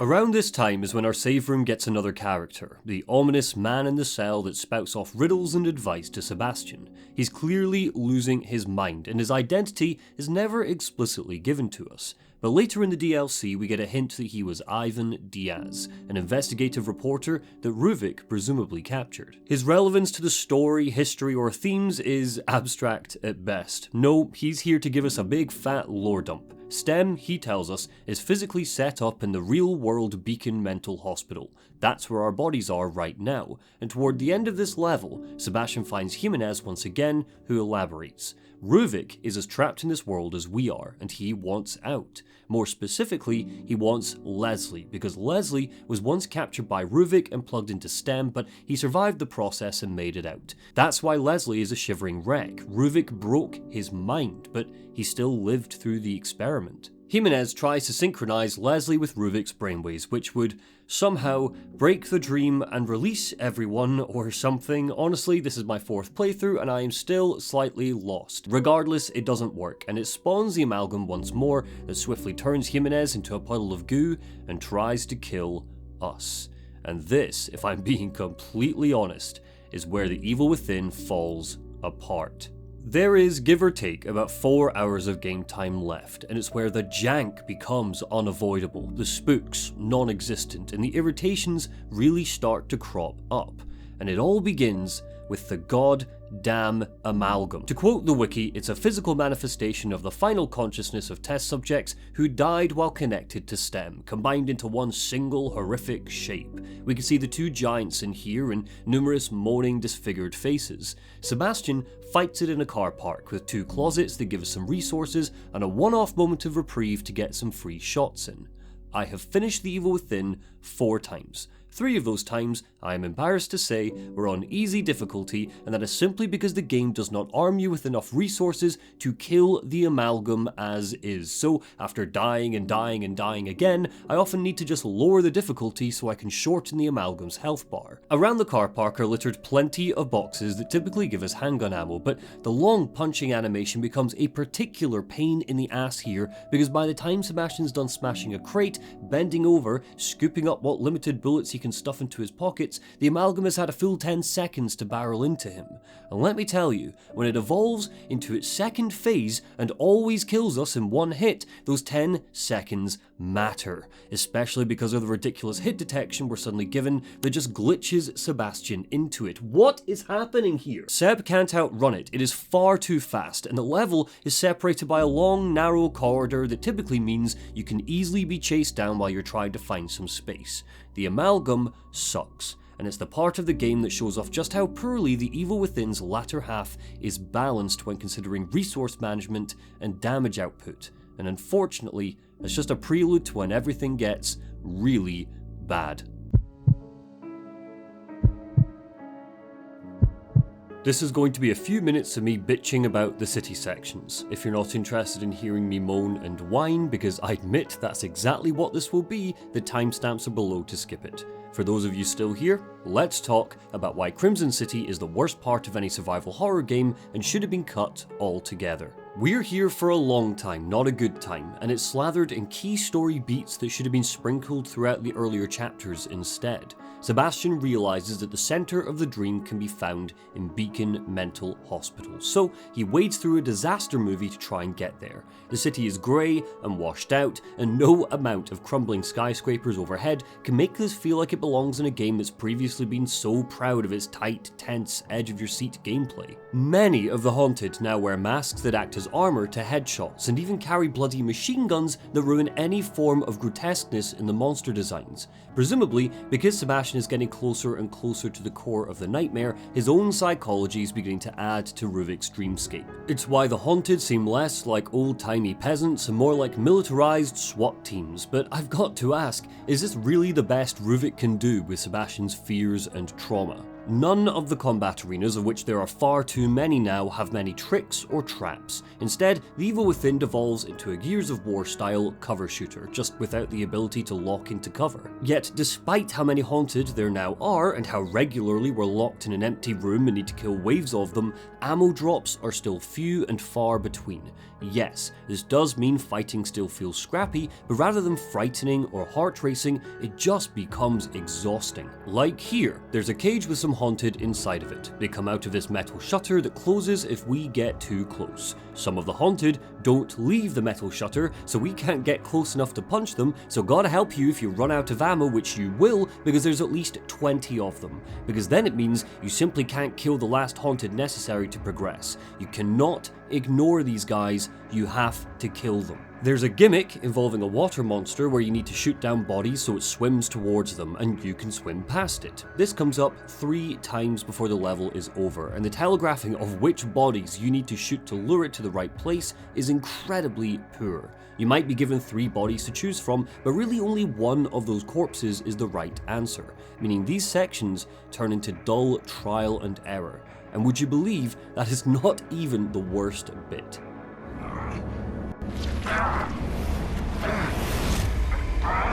Sebastian? What is... Stay back. Finding Kidman, Sebastian begins to turn, just like Joseph did before. Kidman tells us she's not been having headaches like the rest of the team, which is definitely not suspicious, and Jennifer Carpenter gets the chance to show off her voice acting talents. You attacked me. I'm sorry, but you're tainted now. Or rather, show off her ability to read words on a page. Fine. She shoots Sebastian when he tries to attack her, knocking him unconscious, and abandons us. But thankfully, not for long. The trio of Seb, Kidman and Joseph regroup just a few minutes later on an abandoned school bus, just in time for the infamous on-rails chase sequence with the monster Heresy. Heresy's design, being a gigantic spider-like creature, is fun and pulpy on the surface, but as for its standing in the game world, it's not given the same level of attention as Akumi Nakamura's other drooling baddies. It's a gargantuan creature that was once a regular haunted, but Ruvik lost control of it so it ran rampant through the dream, absorbing other haunted as it went. This is far too similar to the Amalgam's history, and as a result, it feels tacked on, likely because it is a gimmick fight that we do not see again after this.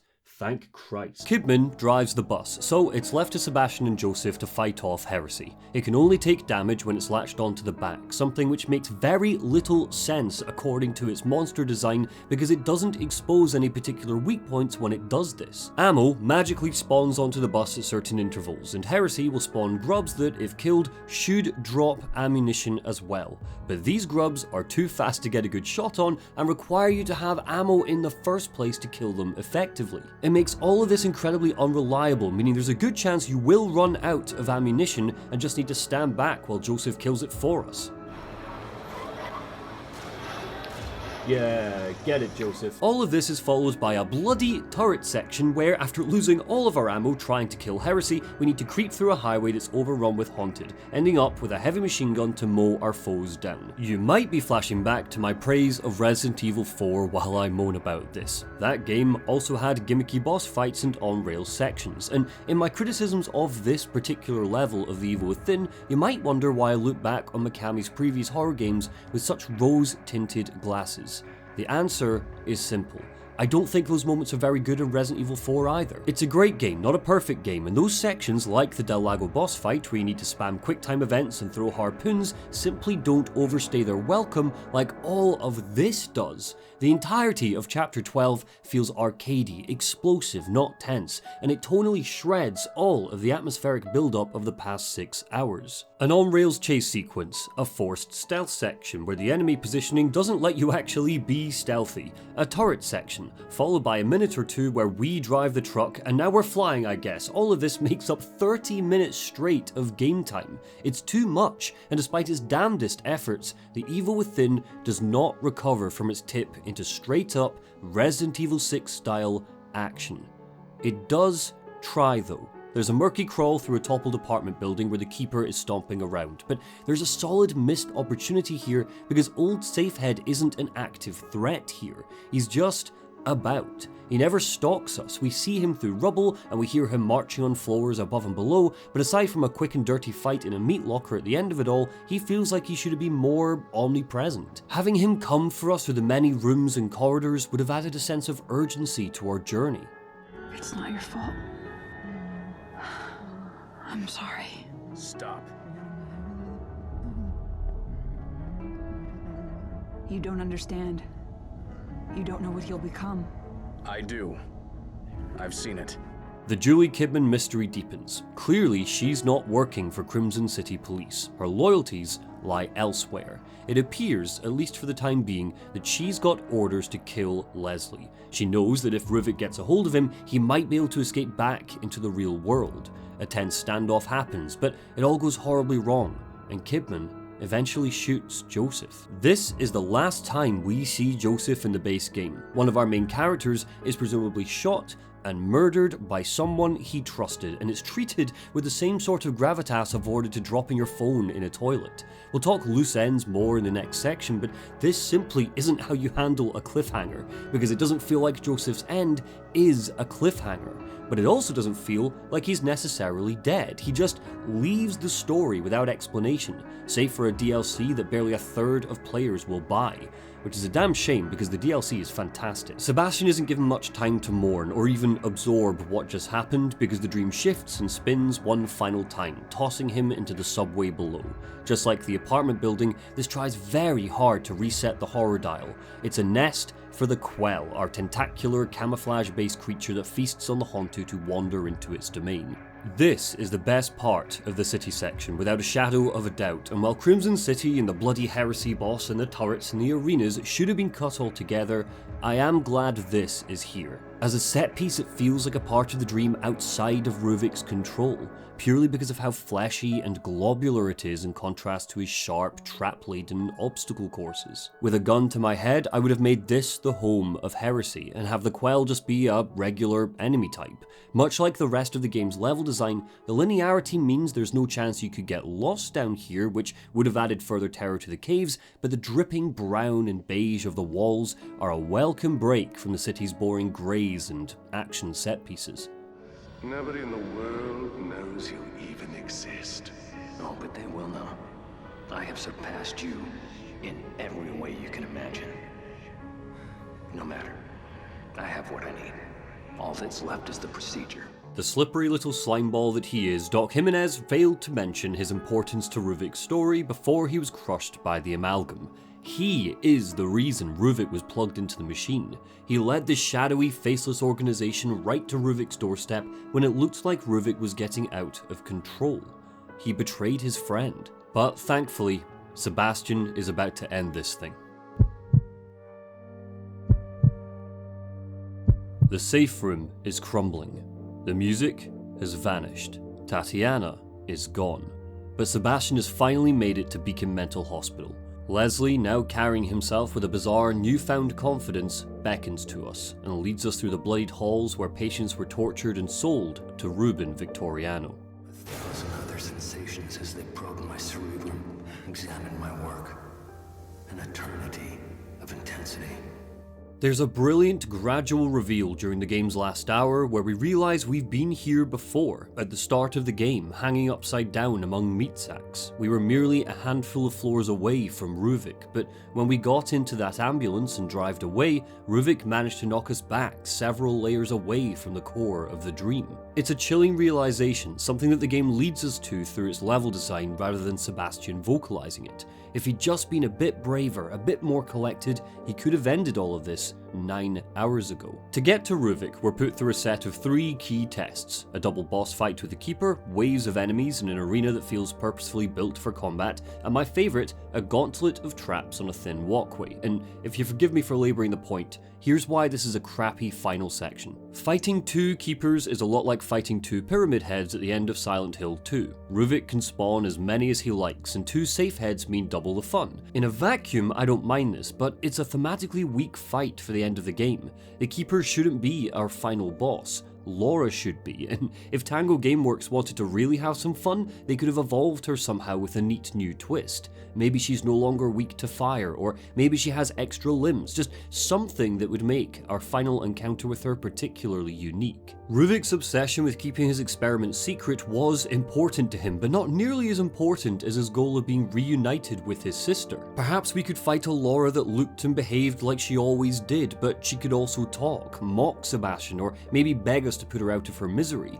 That would have cut to the heart of what the evil within's been about all along: Ruvik's psychopathy. Instead, we're given a box room with the same enemy we've defeated before. The horde sections feel jammed into here, as if the game believed it needed to have them rather than wanted to have them. The gigantic eyeballs around the arena react to you when you shoot them, closing up in pain for half a minute, but to date I can't find any evidence to suggest this actually does anything, like halt the waves of haunted coming your way. The shadowy figure who gives Sebastian riddles even tells him to watch out for Ruvik's eye, like it's the key to some upcoming overcoming puzzle, but it amounts to nothing at all. The fleshy, lumpy, bloody design reinforces how we're coming close to Ruvik's physical brain, but that is the extent of it.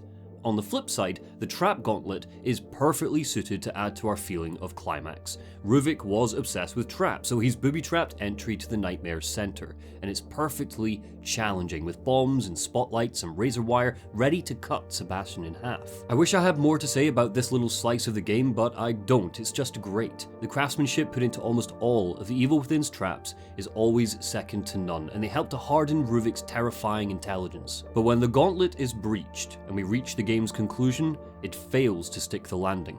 Look, I get it. You're not just some rookie detective, and this is not just some ordinary kid. You killed Joseph and you shot me. So right at this moment, that's enough reason for me not to trust you. Seb and Kidman point their guns at each other one final time, but classic Ruvik, he chooses this moment to pounce. He gets a hold of Leslie and turns him into a puddle. You might not realize it because what? But this is bad news. Ruvik's victory, the one thing we've been trying to stop this whole time, is brought to you by our 12th chase sequence, our second minigun sequence, and a Resi rocket launcher to top it all off. There is no final battle, no feeling of overcoming the horror, because this is essentially one fat 15-minute long cutscene. There are fail states. Maybe you don't push up on the analog stick fast enough so Ruvik grabs you. Maybe you don't squeeze the trigger button fast enough, but in trying to feel like a Resident Evil homage, the Evil Within shits the bed. So here's a question. Why does the rocket launcher work in Resident Evil? Why do we look back on it fondly? Why does it belong in that series? Well, the first answer is because it's earned. Chris and Sheva might blow Wesker up with a pair of launchers, but there's a lengthy boss fight preceding it where we, the player, get to take down the evil ourselves through our actions. Ada might Deus Ex Machina a launcher for Leon at the end of Resident Evil 4, but it comes after spending 5 minutes running around platforms fighting the Scorpion King. We, you and me, earn the right to use a rocket launcher for a final release of tension. The second is the cheese factor. Resident Evil games are consistently cheesy, even if the earlier games did it by accident due to translation errors. It lent to the B-movie style of those games, and the series as a whole later embraced it. Blowing up a monster with a rocket launcher is cheesy and juicy and fun, just like those games. The Evil Within is not cheesy and juicy and fun. It has moments of stilted dialogue, but its themes are drawn from psychological horror and trauma like a Silent Hill game.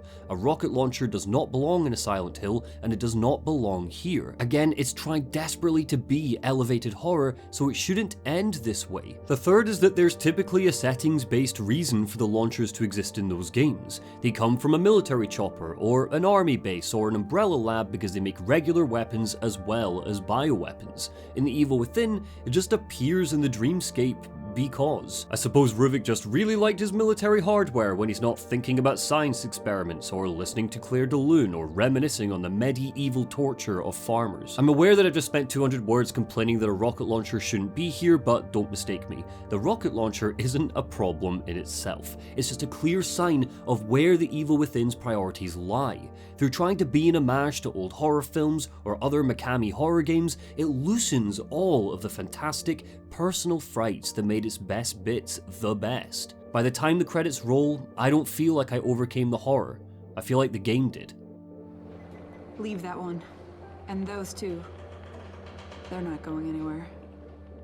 Sebastian awakens in a bathtub on the top floor of the hospital. The shape of Kidman hovers over us, concerned, but clearly glad that we're safe. In the dream, we destroyed Ruvik's brain, and according to the buttons and dials around the room, that meant we succeeded in killing Ruvik himself.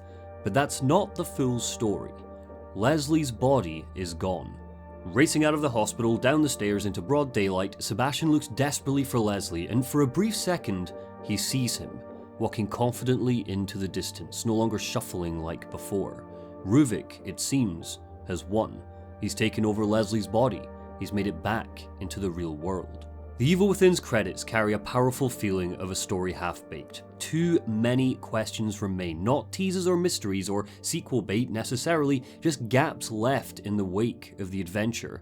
Who is Julie Kidman working for? How exactly did the gang end up inside the machine? Why was Kidman not affected by STEM? Why was Ruvik's brain connected to the machine in the first place? I could go on. There's a whole essay's worth of mysteries left over after the final battle. But thank God for us, the 2 DLC episodes, The Assignment and The Consequence, offer up a banquet of answers, so we're not quite finished yet. It is truly crazy how much information is packed into the 2 DLC episodes. They weren't led by Shinji Mikami, instead he passed directorial control over to John Johannes, who would later go on to be the creative director of The Evil Within 2. Across 4 hours of game, we get to learn everything there possibly is to know about Julie Kidman, the organisation she works for, and some of the smaller details that were missed out of the base game. And the DLC is really great. Get a call on the radio reporting an incident at Beacon. Everything will be arranged. But there are consequences of little value.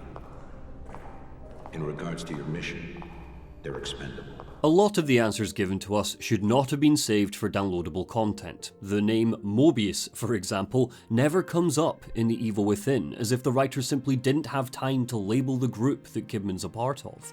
They're our evil conglomerate, our umbrella corporation, and considering how important they are in the sequel, it's maddening that the base game can't even offer up their trademark. Kidman's nameless boss explains the assignment to her in the world's meatiest exposition dump.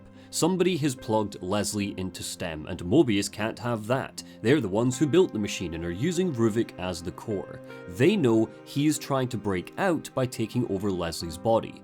Kidman's mission is to rescue Leslie and not kill Ruvik. This is a quick in-and-out operation. The inclusion of Sebastian Castellanos and Joseph Oda are unfortunate collateral. If Kidman needs to sacrifice them to save Leslie, then so be it. She's given an infusion that will stop her turning into a monster and will hide her from Ruvik. This is why she doesn't have headaches, but as we'll learn, this might become more of a hindrance than a help, because it will stop her from existing in the same dreamscape as Sebastian and Joseph.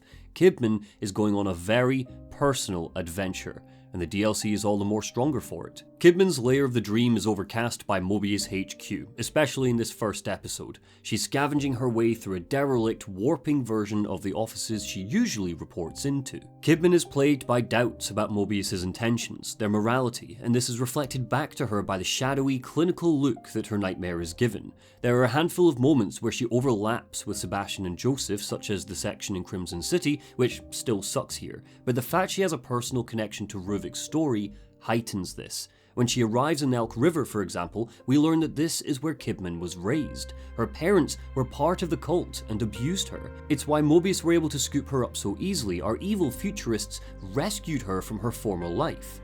This is really interesting because according to the art book, this was originally going to be part of Sebastian's story. He would have been one of the villagers that set fire to the barn and killed Laura, but it was later scrapped in favor of our grizzled detective's tragic past. Even the enemies shed a new perspective on her. The haunted down here aren't villagers, they're faceless clerks. The bloated cadavers could come from Ruvik's merciless experiments on corpses, but the fact they're saved for Kidman's journey tells me this must prey on her psychology too. Perhaps it relates to the people who have died in the name of Mobius's work. And then there's the Shade.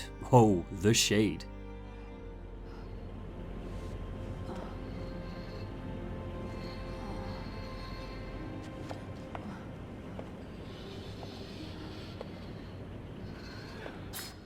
The Shade is one of the best monster designs in the entire series. Kidman's story is less about fire and more about light, and that's reflected back to her by the beast that pursues her. A long pair of legs and heels, nothing but a grotesque dark mirror of Julie Kidman. It shines a light over darkness, something Kidman is trying to do as she unmasks everything she thought she knew about Mobius. It burbles and groans in high tones. It wears white just like Kidman does and moans, "Leslie," over and over again. It's a creature that gives us some insight into how Leslie likely sees Kidman later in the story, a mindless force that relentlessly pursues him. Kidman's DLC is all about coming to terms with how unethical this assignment is, so being stalked by a malevolent, beastly version of herself fits perfectly. Moments where the dream changes and Kidman is transported to new areas are given less through cutscenes and more through gradual transitions. Perhaps she'll climb down a ladder and appear outdoors, but typically the transitions are more akin to this one. Kidman crouches down to pass underneath a table, and because the camera masks the other end of the room for a brief moment, her surroundings can change organically. This is top-tier environmental design at play. In fact, where the base game was happy to show its hand regularly, the DLC is decidedly more subtle in how it guides the player. Case in point is one of the earliest moments when we see the Shade. We get a key card and a Haunted tries to burst in to kill us. The player will likely hide in the locker behind them because they don't have a weapon. The Haunted comes up to the locker and we think it's about to open it, but then, bam, the Shade appears and kills it. But oh god, wait, now the Shade is looking into the locker. I love all of this so much because it just happens. The game's intention is invisible, but the guiding hand is still there, subtly leading us to get in the locker for a tense introduction to our new, creepy monster. How shall I say, a pet project of sorts. A mecho-chemical process. With it, we should be able to have a direct influence on the individual, potentially even access their subconscious. We even learn more about Jimenez's relationship with Ruvik and how Mobius eventually recruited him. The character writing is lovely and layered here, and it evolves Jimenez from the shallow cutout that he was in the base game. He's still a snake in the grass, but you get a true sense that he cared about Ruvik and was disgusted with himself when he sold his friend out to Mobius. He was the one who plugged us into STEM through a wireless transceiver. He was trying to plug Leslie into the core to save Ruvik, and our team just got caught up in the whole mess. Luckily, Mobius knew he was going to do this, so prepared Kidman in advance. All of these reveals are dotted throughout the DLC, but they're connected by a thread of betrayals. Jimenez betrays Ruvik, he betrays Mobius, he betrays Leslie. He's the ultimate character parallel to Kidman, who betrays Sebastian and Joseph. Eventually, she breaks out of her layer of the dream and reunites with the boys, just like we saw in the base game, but the whole time she's reminded by an aching, nagging voice in her ear that they're disposable. They can't get in the way of her mission, and when Joseph turns and tries to attack her, we get a brilliant, suspenseful boss fight with him that relies on stealth rather than panicky, scrappy gunplay. I know, considering everything I said at the start of this video about being sick of hide-and-seek simulators, I'm as surprised as you are that I'm praising the DLC's encounter design, but I am. I think if the game was 15 hours long like the base game, I'd have grown tired of it, but by the time the credits rolled in Kidman's story, I felt satisfied. Because you're not just running away and hiding, Kidman is armed with tools to fight back. Outside of a couple of scripted sections, she doesn't have a gun. Instead, both episodes are all about the stealth. She can scuttle around in vents to loop around enemies, call out to enemies, or toss bottles to lure them into cupboards she can lock, and pick up axes to bury in their skull. Taking this boss fight with Joseph as an example, this all ends up being incredibly, well, scary, and that's despite the fact Joseph has a bloody gun. The arena contains a hub in the center with rooms that branch off, interactable objects that can bring him close, and cabinets and desktops to sneak around so we can hack away at him. After becoming so endeared to Joseph across Seb's story, hearing him call out to Kidman while he hunts for us makes this chilling and sad and horrible. Good stuff. I do wish there was a form of resource management though. Batteries for Kidman's torch would have given us more control and agency when it came to usurping our foes. In episode 2, the torch gets broken and Kidman needs to crawl through the dark, tossing chemical lights that light up rooms in a sinister green glow. These sections are really spooky at first, until you realise Julie has unlimited lights and she can just toss them around the room as she sees fit. Ruvik, what do you want with me? You. I'm just making sure you're doing your job. Just like me, I doubt they want damaged goods. Episode 1 ends with Kidman meeting Ruvik. He explains quite clearly that he plans to take over Leslie's body. In fact, the process has already begun, and Kidman realizes that Mobius is counting on this. Ruvik's gradual control of Leslie happens across this DLC, and we are reminded of it again and again, recontextualizing Kidman's distance, her coldness, and her resolve when she tries to shoot Leslie. It paints the DLC as incredibly necessary to understand the overall story of the game. Confronted with the potential danger of letting Ruvik out of the machine, Kidman decides that the only way to stop him is to kill Leslie.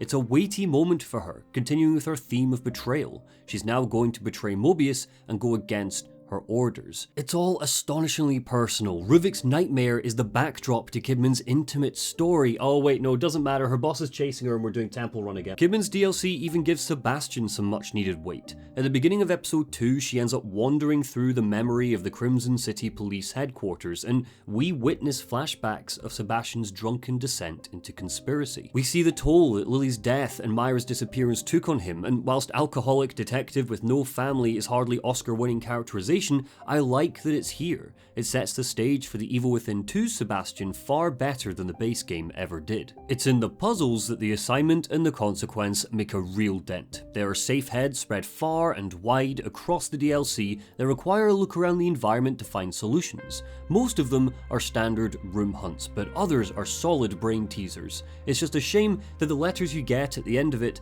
all amount to basically nothing in the form of lore or secrets. 2 notes, written by Ruvik, that are just the ramblings of an angry psychopath. The main story puzzles, though, are really, really great. In fact, one of them stands as a benchmark that I wish the rest of the Evil Within would have built from. Let's break it down.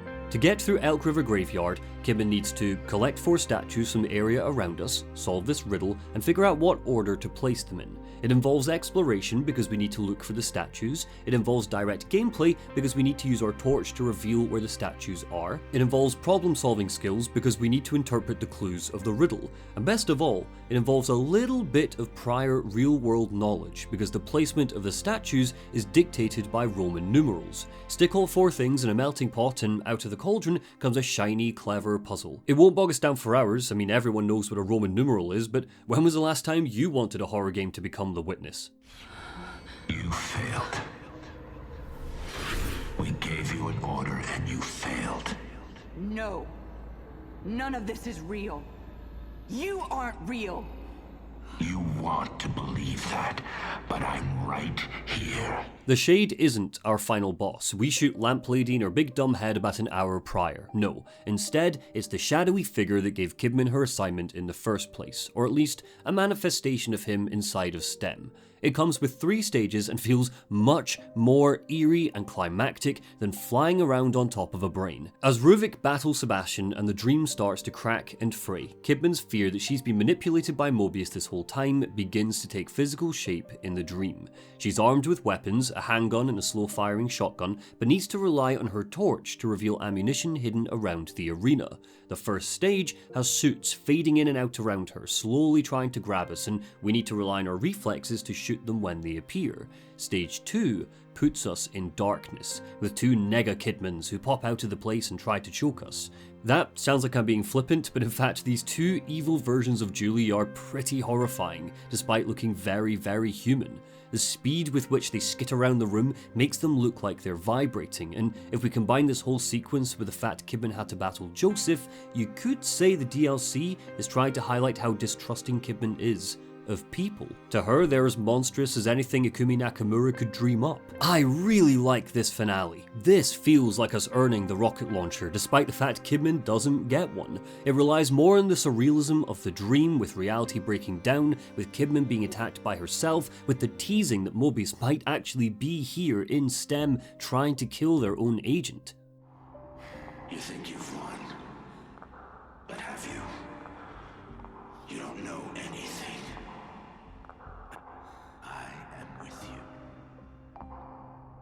Always be with you now. You don't know me. I'm stronger than you think. But it was just Kidman's vision. Mobius didn't get into STEM. She didn't really kill her boss. In fact, aside from watching her heart rate on a monitor, the director doesn't know what she saw in there. He doesn't know she tried to betray the company and kill Leslie. He doesn't know she's now harboring doubts.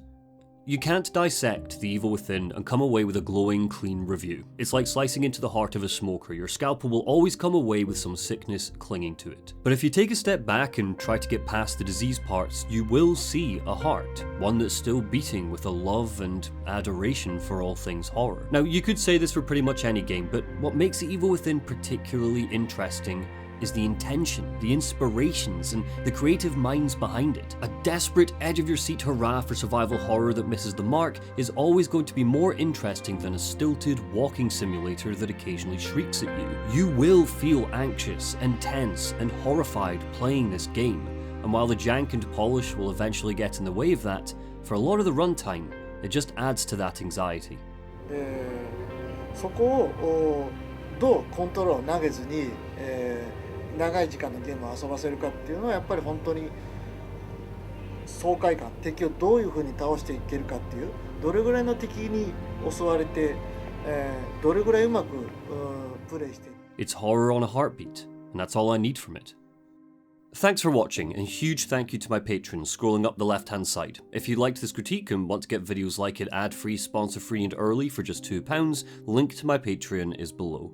Order of thanks go to the following legends: Griffin Spencer Beam, Cody, Kyle P. Feely, The Summer of Mark, Sasha Draga, Garrett Burchell, Chachesfaz76, Paul Ryan, Jack, Neil Mack, Sam's Forge, Joey Isbell, Aurelia, Schwabalaba, Kristen Fenchel, Neon Leah, Saint Allison, Patrick Baird, LGX, Brian Sapp, Nicholas Chemin, Trevor Vernon, Mark Anderson, Kay Dansky, Joel Wilcox, Pleo, Gavastrion, Blank Name, Gin Rummy, Unholy Biscuit, Uzair, Leon, Matthew Sinclair Thompson, Justin Johnson, X Wrights, Shamax, Tibi Galanu, Aiden, Jonathan Riggs, Ace Attorney Fan 621, Zachary Johnson, Daxter TK421, DNSCH, Martin Gribben, Jordan S, Jared Trainham, Nick, Damp Gibbon, Monicari, Kieran Gresty, Lamar825, Jeremy Shore, Ike N, The All Brand Man, Tempe, Courtney Wampler, Anthony Holder, David J. Moran,